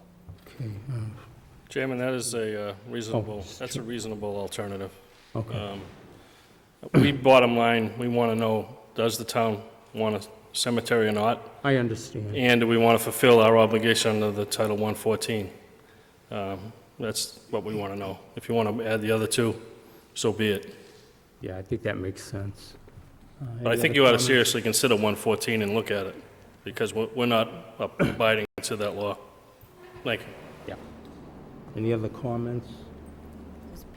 Oh, You got Nick first. oh, Nick, okay. I'm Nick Nicosia. I'm one of the commissioners of cemetery. I spent the last few years studying on not burying people, but cremating people, because the trend is now 20% annually increasing, that people are moving towards being cremated. To have a crematory, the law says we must have more than 23 acres. If we get the Curly land, we'll have more than enough to have a crematory. And if we get it, I'm all set with different companies to get the idea of a crematory across to our people. And from the people that I've talked with, they're for it. Now, we have approximately 180 spaces to bury people, and that's not 0.5% of our population. Where are we going to put our people who wish to be buried in their town? I believe this vote is very important. I believe the people want it. I could stay up here for the next hour, but I believe I've made my point. We need a cemetery. And if we get this land, we will have the cemetery, and we'll also have a crematory with a nice chapel and so on. Thank you. Thank you. Town meeting member, Mr. Manoogian.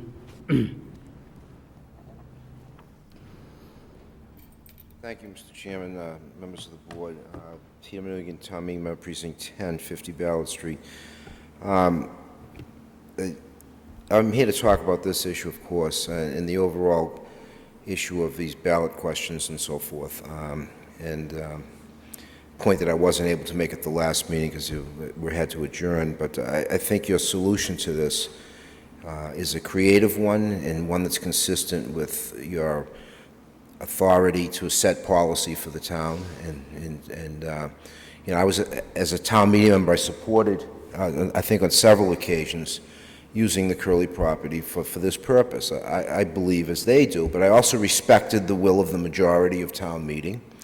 And I also respect Article 1, Section 8 of our charter that allows anyone that doesn't like a decision of town meeting, except for adjournment and borrowing, I believe, to go to the voters and get 10% of the signatures within so many days and bring it back to you folks and put it on the ballot.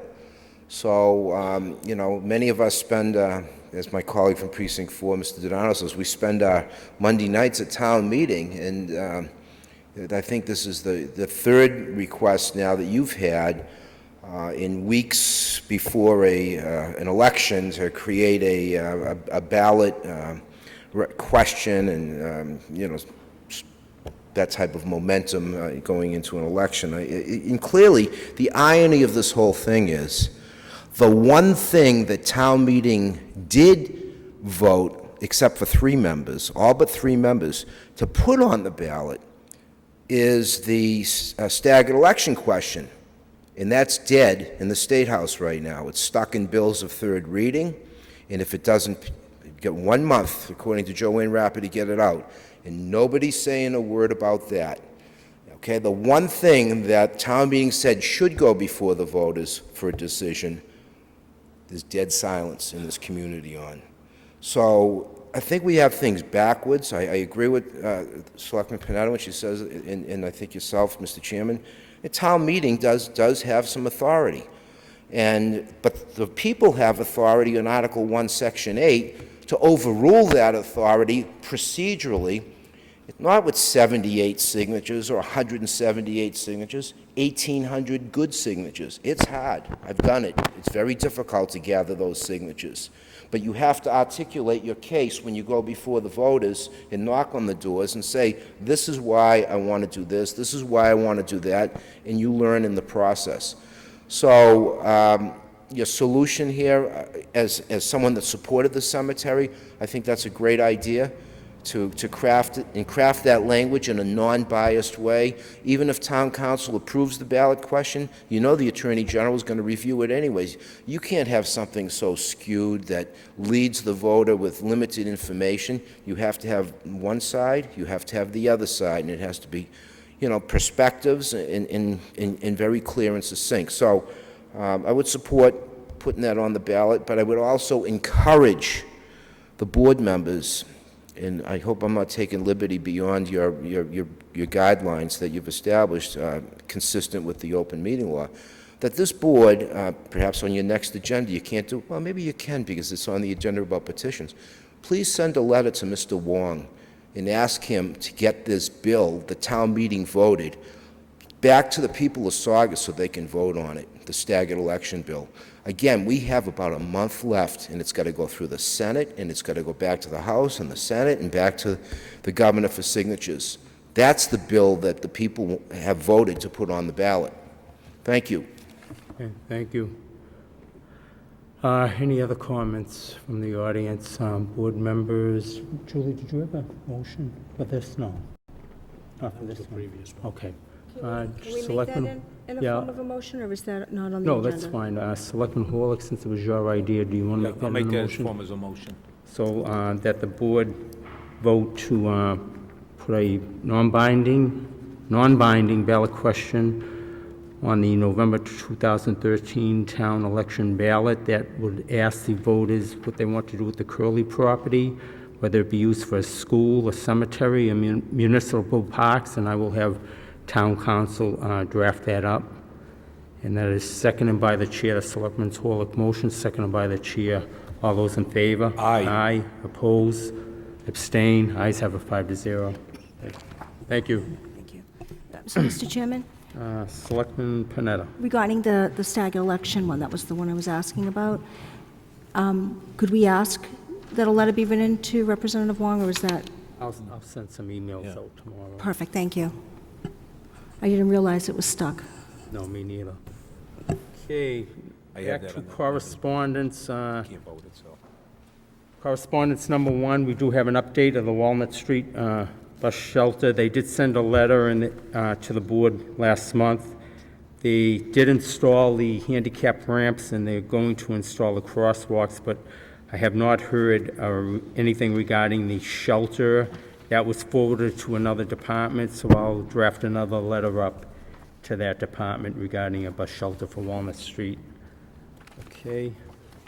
Second, the land donation. I did talk to town council regarding the land donation, and I did talk to the Conservation Commission. I didn't realize that they had denied it. The Youth and Rec denied it. There's a house on there, and the town would have to be responsible for the liability of the home, and probably not the best thing for the board to accept this land donation. So do I have a motion? How other board members feel about this? May I ask a question? Sure. What if this landowner that has this piece of land that's landlocked, and I have no idea how they have no right of passage to their own home? I don't understand how they, I mean, I read the material, and it looked like they were able to, this is just because I'm confused. They were able to park on a street, and then a developer came in, and they lost their access to their own home. And I just don't understand how that could possibly happen, that a home that people were living in, and they were saying they were renting it out, and all of a sudden, they're just landlocked. Yeah, I did speak to town council on that, and he wasn't sure if it was really landlocked also.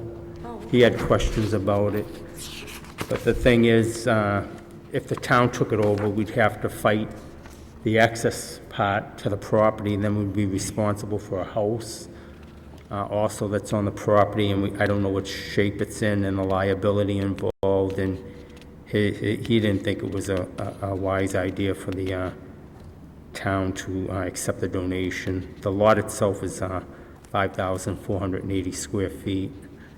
And what would happen if they decided not to pay their property taxes? You know, just sit there. Would we get I it anyway? guess. I'm just No, asking. I don't know. Well, the town would probably look into tax title foreclosure Right. and would still be responsible for tear down the house and That's my tear the point. lot down. So You know, I don't know what it would cost. The house looks pretty small. I don't know what the cost would be to tear it down. But then you got to worry about what's on the property too. If there's anything with an oil tank in the basement that may have leaked or anything like that too, then we're going to own that too. I'm not too sure, under these circumstances, if the town would even want to take it for tax Yeah, foreclosure because you don't know purposes. what I they, don't what, know, you know. what the repercussions are, that's why. Yeah. Yeah. Because I know we have the other piece of property off of Pine Street that we don't want, that owes a lot of money to the town, and we don't, because that has environmental Pine issues, Street, so we don't yeah. want that. So I don't know what the board wants to do with this. I don't think right now I'm inclined to accept it. There's too many questions and issues with it. If it was a vacant piece of land, I think it'd probably be a different story. Well, if it was Mr. Chairman, if it was a vacant piece of land, I would assume one of the neighbors would probably take it for a backyard or something, Yeah, right? it is 5,000 square feet, so if it had access to it, would probably be a buildable, might be a grandfathered buildable lot. you Probably know, would I be. just- But somebody has to get in there to tear down that house, assuming, it sounded like somebody hasn't lived in there since the 80s. Yeah, So I'm sure it hasn't been maintained, and and I don't know how much, You know if they've offered it to any of the abutters? we don't. I would think that would make the most sense, somebody it that would, can use it. absolutely, absolutely. But then the abutter would have to take down the home, but- but they'd have a nice backyard. Yeah.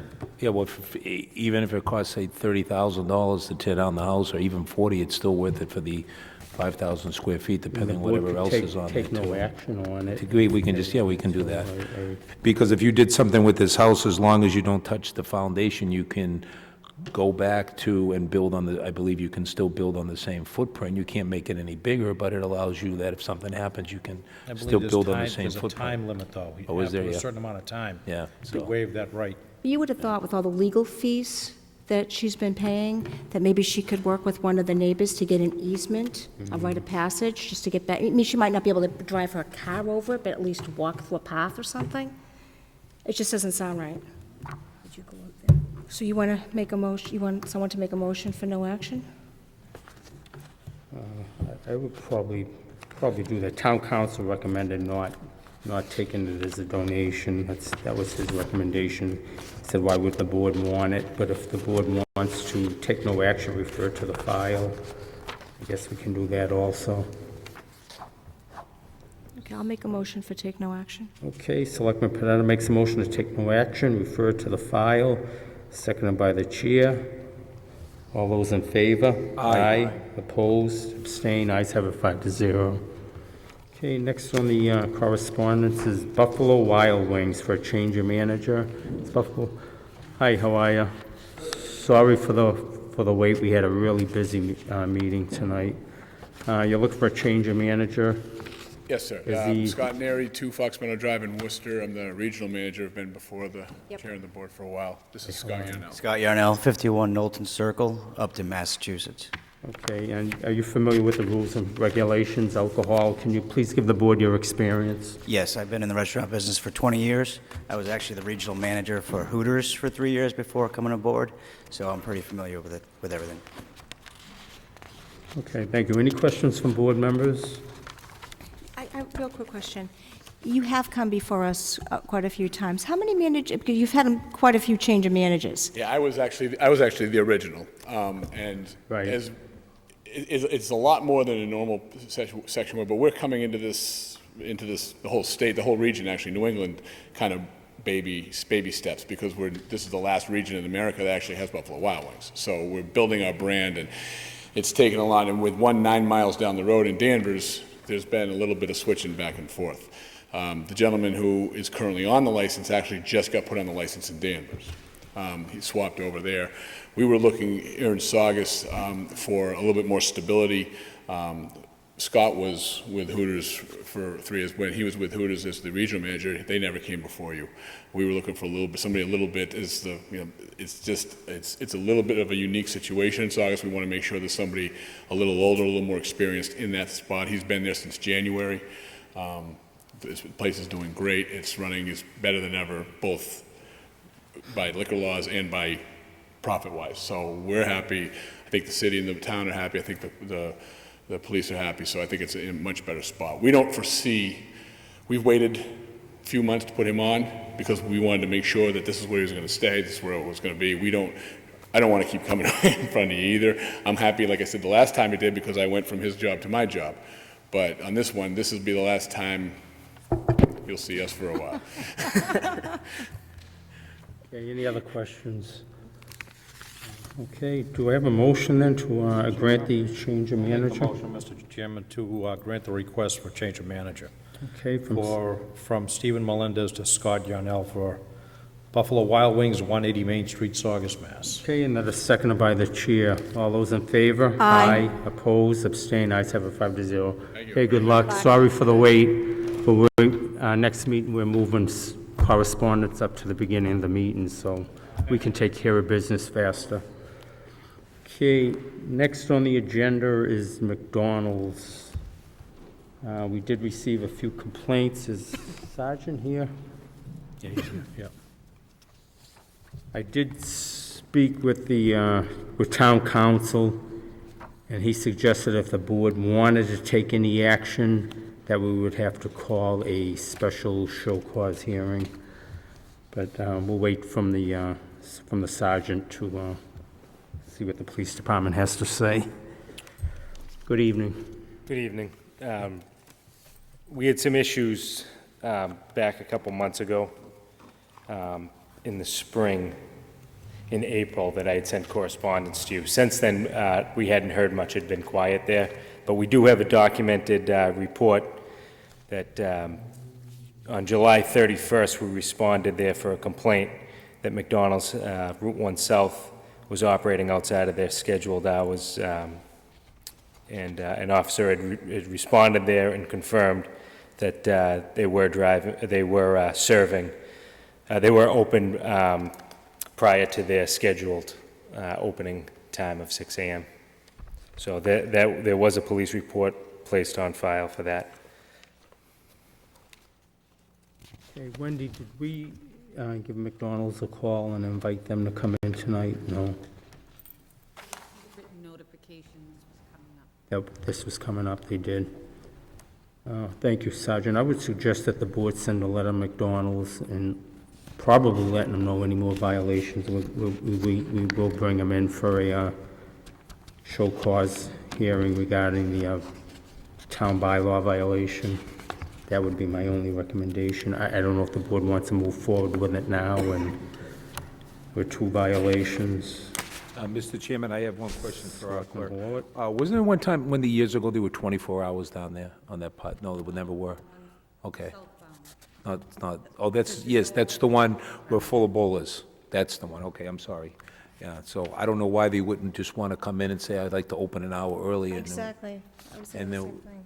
we could, I believe there was some discussion about that. Remember, they were before us to, they wanted to put another drive-through Oh, lane yes, in, I and the remember that. neighbors Yep, were up in you're right. arms Yep. over there, so I'm not too sure that they're gonna appreciate opening it up any time earlier. I mean, like I said, we can do 2 things. I mean, they did know we were gonna take this up tonight, and they're not here. You know, we can send them a strong letter and telling them next time they violate the bylaw that we're gonna bring them in for show cause, and they're put on notice. Yeah. I don't know if this makes it, the issues that we were having this past spring in March and April, I believe the problem with that was that the manager of the store was on vacation, and the people filling in thought they were helping by opening early to better the business. So once that got straightened out, we hadn't heard anything till this July, this current complaint in July 31st, so. Okay. Was he on vacation again? That I don't know. that's what I was going to say, these people I don't start know. again. Mr. Chairman, since the other stuff seems to be a miscommunication between the employees and then the management on the early ones, could we send them a letter that we're aware of, that there have been several violations of the hours of operation in the past, and that the police department's going to monitor it, and if there are any more, then that we could bring them in for a show cause hearing and modify their license. Yeah, Wendy, can you work with town council on that letter? I want to make sure it's worded right in case we do have to bring them in. That Selectman Horlick's motion to send them a letter regarding putting them on notice is seconded by the chair. Any other comments, suggestions? If not, all those in favor? Aye. Opposed, abstained, ayes have it 5-0. Thank you, Sergeant. Okay, next on the agenda is Target. Is anybody from Target here? Hi, how are you? I apologize. It's late. I believe you want to open on Black Friday. Am I correct? Okay. Please give your name and address to our clerk. Thank you. Good evening, Mr. Chairman and members of the board. Thank you for your time this evening. My name is Robert Kelly. I'm the store team leader at the Target at 400 Linfells Parkway in Saugus, Mass. My home address is 18 Young Street, Tewksbury, Massachusetts. Okay. With me is Naftali. I am Naftali Diaz, the executive team leader of Assets Protection for the same store. My home address is 13 Edgewood, Roxbury, Mass. Okay. And did you open up last year and with no problems? Yes, we did. No problems. No problems. There was no police detail there? We actually have a police detail there each year that we open, and we will this year as well. So that'll be a condition then of this. Okay, any other questions from board members? One, Selectman Panetta? I remember we gave you last year and the year before 12 o'clock, and you opened at 1. Your information here says you're not quite sure what time you're going to open up, so I'm going to assume it's probably going to be similar. So if we give you a 12 o'clock, you're probably going to be getting the store ready for the mass crowd at 1 a.m. It hasn't been determined yet by corporate. I would think that it may fall the same realm as it did last year at 1 o'clock, but they have requested 12 o'clock. Okay. We can approve them at 12 if you decide to open up at 1, that's fine. You also, last year, provided a contact list to the police department, and you can do that this year, that'll be fine. You know, just your top managers who are going to be there in case there's a problem. We absolutely will. The police department has to contact you. Okay, any other questions? No. Mr. Chairman? Selectman Panetta? I'll make a motion to allow Target Store requesting for the one-day extended hours of operation being open at 12 o'clock a.m. as long as they have a police detail and they give their manager listing to the police department. Okay, and that is seconded by the chair. All those in favor? Aye. Opposed? Abstained? Ayes have it 5-0. Okay, good luck. Thank you for your Okay, consideration. sorry for the delay. Okay, next on the agenda is Square One Mall regarding the entertainment license. Is there anybody here from Square One Mall? Hi, how are you? Come on up. Sorry for the delay. It's been a long night. How are you? Good, how are you? Thank you. All right. Rachel Molina, Director of Marketing at the Square One Mall. I live at 71 Collins Avenue in Randolph, Mass. Hi, how are you? I believe we're here for, you also want to open early for Black Friday. Correct. And were you supposed to fine tune your entertainment license? I know when we renewed it, you gave us a list of entertainment you were going to have for the year. That's part Throughout of the year, correct. Did you? We sent a revised list to, I sent it to Wendy. I Okay. believe it went out with, and it was approved. Okay, so this will supersede the other list that you provided Yes, the board in yes, a December? more Okay. detailed list. Yeah, I don't see a problem just with the Black Friday. As we did with Target, we're going to want police and fire detail there because you're talking about a lot of stores opening up. Okay, do board members have any questions? I'm just, Mr. Chairman, just a curious question. What's a Telemundo event? Telemundo is a Spanish television network. They'll be hosting a live event at the property September 22nd. We expect probably 300 to 500 attendees. It'll be a stage presence with talent and music. We'll have detail officers at that event as well. Great, thank you. Any other questions? Mr. Chairman, Selectman to our Hall. clerk, Wendy, has any of the back police detail been paid yet? It's still outstanding? Not yet. Not yet, okay, so I just, whatever's pay on done a that they need to, They pay on a quarterly, that's okay, why. all right, so through that's just what's corporate. currently owed? Okay, all right. I'd also like a fire detail there too for Black Friday, police and fire. Okay. Thank you. Could I ask one more question? Selectman Panetta. So when we grant you this, assuming we grant you the hours, I know that some stores open up at 5, some open up at 4, some are opened up at 12. So you just blanket for the whole mall, and then the stores decide which times they're going to open up? Correct. Some food court tenants may open up later, 5. but the majority do open at the 12:30 hour. Thank you. Okay, any other questions? Okay, if not, do we have a motion to accept the updated entertainment license So request? moved, Mr. Chairman. Selectman Holdup makes a motion to approve the updated entertainment request regarding Black Friday, November 22nd. We have to have a police and fire detail for that opening. And that is seconded by the chair. All those in favor? Aye. Opposed, abstained, ayes have a 5-0. Okay, good luck and thank you. Thank Sorry you. for the wait. Okay, next on the agenda is the town of Wareham. They sent the board a communication regarding a House Bill 115. I believe, I looked that House Bill up. It's in the joint committee, the House and Senate Housing Committee. I believe Representative Falzone supported something like this maybe about eight years ago, and it regards the low and income housing units. Right now, I believe Saugus's quota is about 1,000 units we need to, once we hit 1,000, we won't have to deal with any 40Bs. I think we're around 700 now.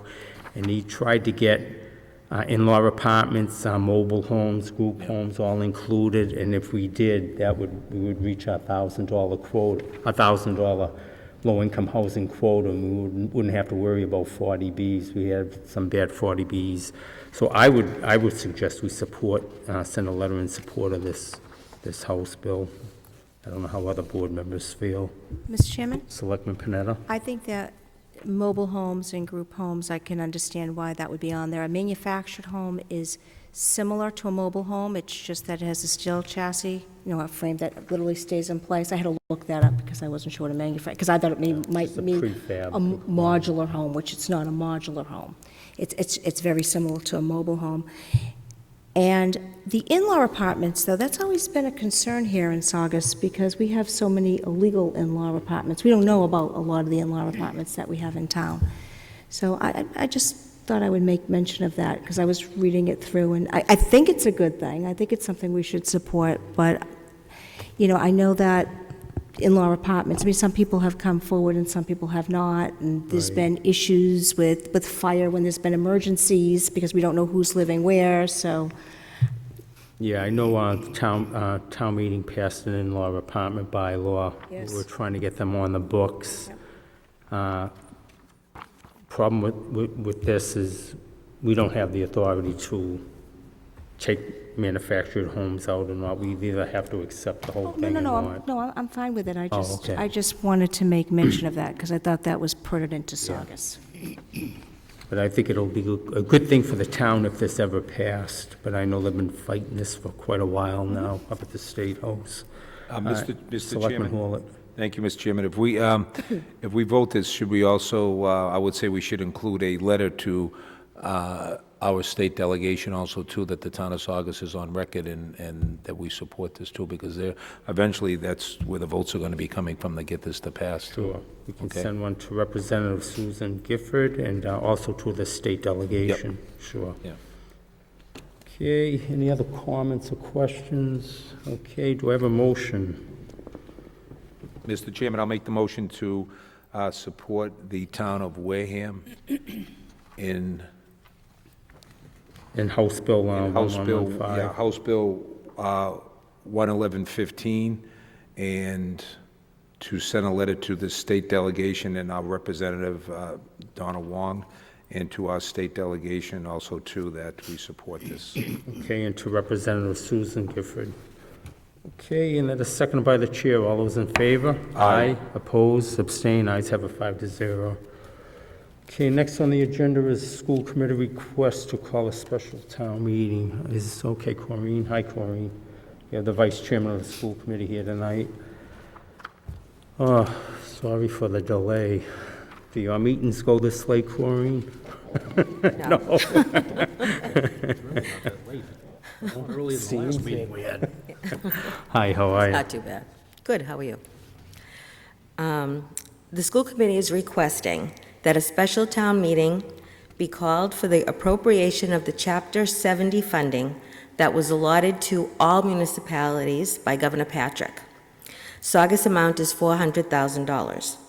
With the town manager's support behind the schools receiving these funds, and due to the school department's obligation and time constraints, we would like to begin the process as soon as possible.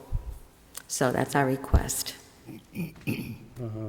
What I would suggest is take it under advisement, refer it to the town manager.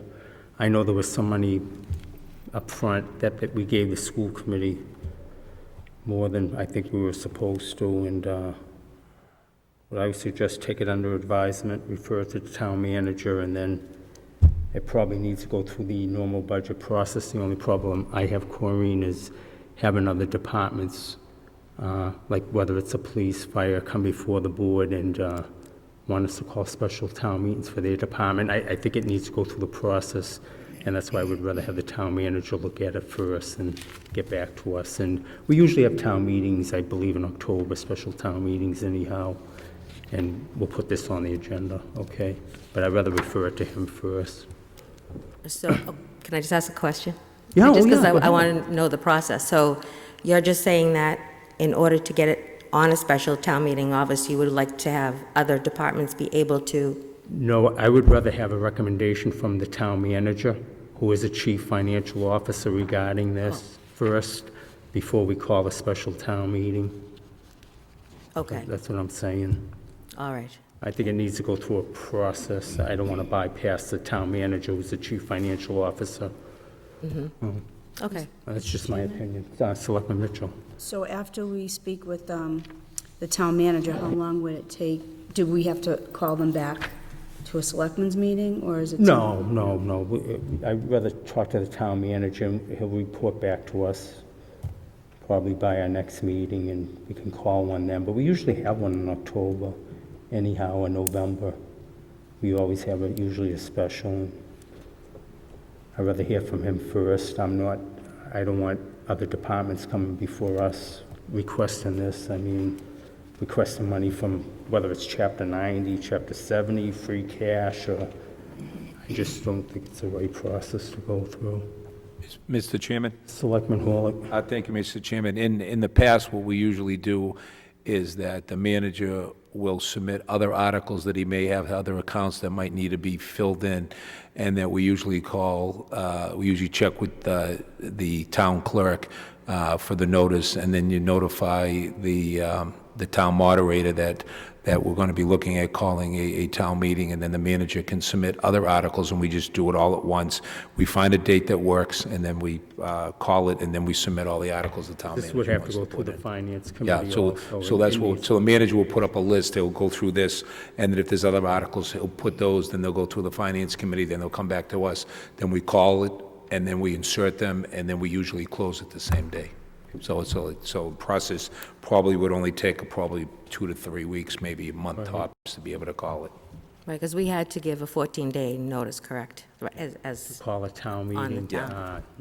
I think 10 days, they can do it in 10 days, I believe. Okay. Okay.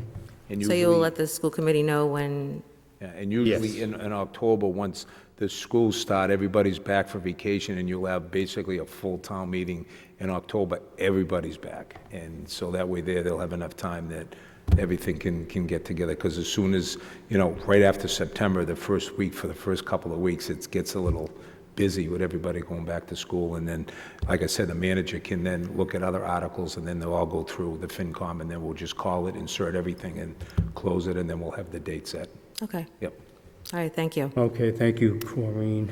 So do I have a motion to take this under advisement and refer to the chief financial officer, the town manager? Selectman Panetta makes that as a motion, seconded by the chair. All those in favor? Aye. Aye. Opposed? Abstain. Ayes have a 5-0. Okay, what's this? SCTS letter. Let's just soon refer this to the file and let the board members do what they want with this. Do we have a motion for that? So moved, Mr. Chairman. Selectman Horlick makes a motion, we refer this letter to the file, seconded by the chair. All those in favor? Aye. Abstain? Ayes have a 5-0. Next on the agenda is some appointments from the town manager, Mr. Sweezy, to be reappointed as the parking hearing officer. It's a one-year appointment to expire in August 2014. Do I have a motion? So moved, Mr. Chairman. Selectman Castanetti makes a motion to reappoint Stephen Sweezy as the parking hearing officer, appointment to expire in August 31st, 2014. Wendy, could I have a roll call vote, please? Castanetti? Yes. Mr. Pollock? Yes. Mitchell? Yes. Ms. Panetta? Yes. Mr. Sereno? Yes, the ayes have a 5-0. Do we have any appointments? And that's it. Historical Commission? Oh, okay, we requested an appointment. We'd have to Okay, have we didn't do any interviews. Oh, okay. I don't know if the board wants to bypass this. We probably should do an interview. That's been the process. I think if we start not to now, I think we're gonna get jammed up later on. Wendy, can you set something up before our meeting, our September 10th meeting, like at 7 o'clock? I'd appreciate that. And the town manager is on vacation, so we can take his contract up at a later date. There's no rush for that.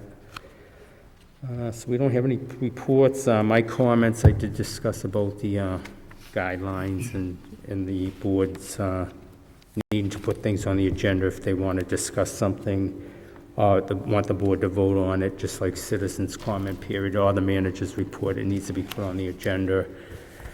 So I would suggest if board members want any discussion on something or vote, please wait till our September 10th meeting. If you just want to make a comment about something, then that's fine. Mr. Chairman, I was just going to ask, what's the chances we can get somebody from the Attorney General's office to come in and talk to everybody that's involved? I think that just by virtue of the initial discussion tonight, there's going to be some confusion and some concern. Any chance you can get somebody from the AG's office to come in? If you want to call and try to get Laurie to come in, that'll be fine. I don't. You want me to do that? Yeah, I'd appreciate it. I don't think she's going to. You want it at a regular meeting, or? I would say a special meeting, Steve. Okay. Yeah, you should go over the open meeting law, but she kept referring me to the statute and the chair's responsibility and. Do you have contact information for her at some point? Yes. I don't need it now. Okay. Okay. Any other questions or comments? I'll go with Selectman Panetta first. I don't have much, Mr. Chairman. We attended last night the Economic Development Committee's meeting at the Yacht Club, and it was to talk about riverfront development here in Saugus, and it was extremely well attended.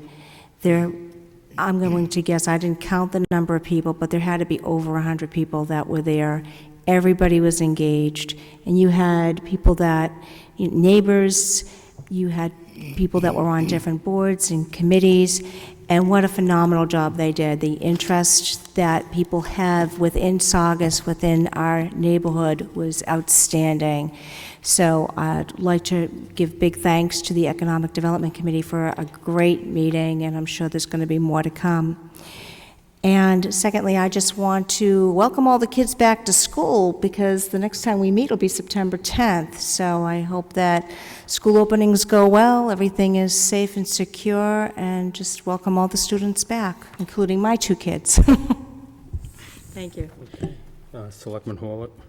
Thank you, Mr. Chairman. We received the year-end report from our clerk on our office, and it says that we were well within our budget guidelines, and we had a surplus of $3,700 and some change left over. So that was a good job, Wendy, that we did with that. Thank you. That we had that left over. And also, too, last night with the Economic Development Committee, I attended the meeting, and there was just so many, it was an estimated probably about 120 to 140 people there. So many people showed up with some fabulous ideas and a lot of concerns. There was people there from Lynn, from across the river in Lynn on the other side, which has a yacht club. And the census was to try to keep the aesthetics of the river the way that it is while trying to do improvements, but ensuring that the Saugus River itself, as far as the wildlife and the environment around it, are protected as best as possible while looking at development for other businesses to actually be down there. Road improvements along Ballard Street, improvements in other areas down there too, maybe an addition of another fishing pier down there, and then just a lot of concerned citizens that had a lot of great ideas on what we should be doing with that property now and in the future. Development of distressed property that's down there, vacant property down there. There was a lot of conversation. So I want to thank everybody that showed up last night and all the residents that showed up and voiced their opinions on what that should be done down there. So, and also too, I remember last year, Selectman Castanetti were trying to do something for 9/11, and we gonna try to get something done this year. Do we have anything? Last year, the fire department Did this, and I attended that last year. They'll do it again this year. Well, they're gonna do it again this year, down there, okay. All right, because I know that they had that last year, and I attended that last year. That was a good service. And we already mentioned about sending the letter to to our state rep, Donna Wong, about the staggered elections. And that's all I have, Mr. Chairman. Okay, Selectman Mitchell. Thank you. I only have a few things. I as well attended the meeting. It was very well attended. It was very informative. There was a lot of people that had some great ideas that I wouldn't have even thought of in a million years, but they were great ideas, and it was very exciting. And I think everybody was happy. It was a little long, but there was a lot of things that got done. And also, you can see the results of the meeting on the website. Did I get that? Mr. In 2 Manoogian? days, I see 2 fingers. 2 weeks. 2 weeks, okay. Yeah, in 2 weeks, you'll be able to see all the results on the website, Town of Saugus website. Correct? I just want to make sure I get it right. Thank you, Julie, and Selectmen for attending last night. Robert Luongo, the Economic Development Coordinator, is on vacation for the next 2 weeks. When he gets back, he has all those sheets. They have to be synthesized, and that information will be posted on the website. We're going to be working on an economic development webpage, but you're absolutely right. The ideas that came from that meeting are things that many things that none of us thought of, and that was the whole purpose. And as Selectman Horlick pointed out, there was some consensus points that seemed very clear that will percolate up once we synthesize all that information. And that'll become the basis for pursuing grants through the Seaport Council or zoning changes and so forth. But throughout the process, and I think you're alluding to this, the public will be checked back. We'll check back with them, so that everything will be draft until that last step when it goes before town meeting. So thank you all once again for participating. It was a long process, but as you said, we got a lot done. Yeah. Thank you. Thank you. And also, I want to welcome the kids going back to school Wednesday, September 4th. I'm sure they're thrilled. I know the parents are. And the kindergarten and pre-K actually go back on Thursday, September 5th. And then Saturday, September 7th, is our annual Founders Day. It'll be from 9 to 4. Lots of exciting things going on this year. The fun area will be a very large event. We're going to have a lot of activities going on. We have a lot of PTOs and sports that are going to participate, and we'll have a lot of fun things to do. And then on Saturday, September 14th, the 8th annual Agana Special Olympics, and that'll be from 8:30 a.m. to 4 p.m. at the World Series Park. And I know that's a big festival and everyone will want to attend. There'll be entertainment, food, there's a softball tournament, flag football, and it's always a great day, and the Aganisses do a really nice job. And that's it. Selectman Castanetti. Thank you, Mr. Chairman. Couple of issues. I got a call one night last week from a resident who was down at Anapaca, and I guess there was some damage to some of the recreational equipment, and a little child fell through a hole in one of the slides. And it was after hours, and I called Jimmy Wall on his cell phone, and they were right down there the next morning fixing the place up. But we were fortunate, from what I understand, that this little one didn't get hurt any worse than he did. But I just want to say thanks to the DPW for their quick response to make sure that they protect the kids that are playing down there. On another safety issue, I have had some complaints recently from the bike path from Saugus Center toward North Revere with ATVs and dirt bikes flying up and down. I've seen them down Have there, you? too, I haven't several seen them, but I've times. had people call and actually, someone stopped me on the street the other day and told me about it. But they're concerned because they're really being, from what they're telling me, they're reckless on the bike path, and there's no regard for people that are walking or biking or whatever they're doing there. So Sergeant Van Steensberg, no, only kidding. But if you guys could, I mean, I know it's tough, but there's been a lot of complaints recently about it, so. Steve, the problem is I see them on Denver Street. By the time they go by Denver Street, and even if you try to drive down there, they've already gone by Essex Street, and they're into Revere because they go down. I mean, when you cross the street, they're doing 30, 40 miles an hour. They're not even looking when I they're know. crossing the street. You just see them zip right down. Hi, Sarge. I know the police department's been pretty good on keeping an eye on them. Is it dirt bikes, Steve, or four-wheelers? Both, ATVs and dirt bikes. Yeah, the ATVs are coming from Revere, I know. We've had a problem with that. Yeah, I just want to comment, that section of the bike path is definitely the one that we're having a problem with, and we've been getting those complaints too. And it's just extremely difficult to patrol and to catch them. You know, the evening shift is what I work, the shift right here, and I know that the officers assigned to that area have actually been getting out of the cars and walking the path at night.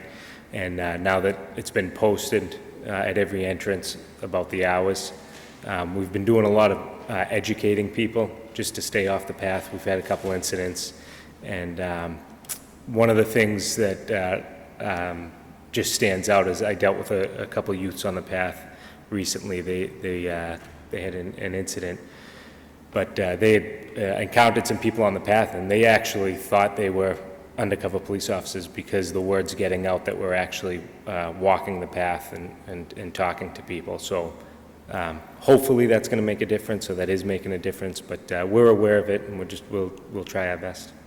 So. Okay, thank you. Thank you. I know I have to get the DPW down by Laurel Street. I've been requesting some boulders be put up, so they're coming from Revere, Caddy Farm, and if I get them boulders put up at Laurel Street, I think it'll stop the ATVs from Well, hopefully coming out. that's what the suggestion was, put something to make the entrance a little narrow, so it's not gonna stop dirt bikes. No. They can get around anything, but at least it'll keep some of them out of there with the ATVs. Okay. Tomorrow evening at 5:30, the Saugus Chamber of Commerce is having a networking event at Genesis Healthcare on Lincoln Ave. September is going to be a busy month. Julie just mentioned that on September 7th is Founder's Day, 14th is Special Olympics. On the 19th, there'll be a veterans hiring event. Anyone knows of any veterans looking for employment? There'll be a veterans hiring event at the Marriott Courtyard in East Boston from 5:30 to 7:30 p.m. On the 20th, we will be, the Saugus Veterans Council will be hosting a POW MIA ceremony across the street at the library at 7 p.m.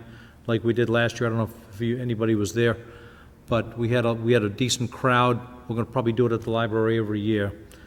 September 20th is the National POW MIA Recognition Day, so we've moved it to that day so we can correspond with the rest of the country. But 7 p.m. on the 20th. On the 22nd, North Shore Veterans Appreciation Day Parade will be held this year in Lynn. 2 years ago, we did one in Swampscott. We had 5 waves of participants. The parade was in excess of an hour. This year, we have 9 waves. The parade's going to be spectacular, to say the least, not just because I'm on the committee, but I have the lineup of people coming from everywhere that are going to be in this parade, and if you can make it, it's going to be something to enjoy. So that'll be on the 22nd of September, Sunday at 1 p.m. It steps off on the intersection of Federal and East Western Ave in Lynn, and it'll march up Western Ave past Fraser Field to the reviewing stand at Lucia Lighting on Western Ave, and then from there to Lynn English High School, where we will have the Navy Band playing. We'll have Brian May's band playing. We have paratroopers coming in that'll be jumping and landing on Lynn English grounds. One of the paratroopers that's coming is a double amputee from the Army they're still allowing him to jump. So it'll be well worth it if you can make it that day. Hopefully the weather will hold out for us because there is no rain date. And I think the last thing I have is on Thursday morning here at Town Hall, we will be having a welcome home ceremony for 2 of our Saugus veterans returning from active duty.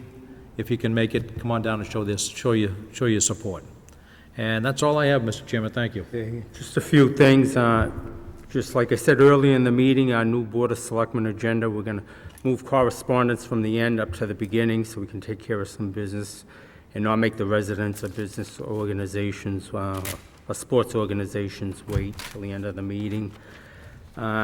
Just to touch on what you had mentioned earlier, Steve, about someone from the AG's office coming in and maybe doing a seminar.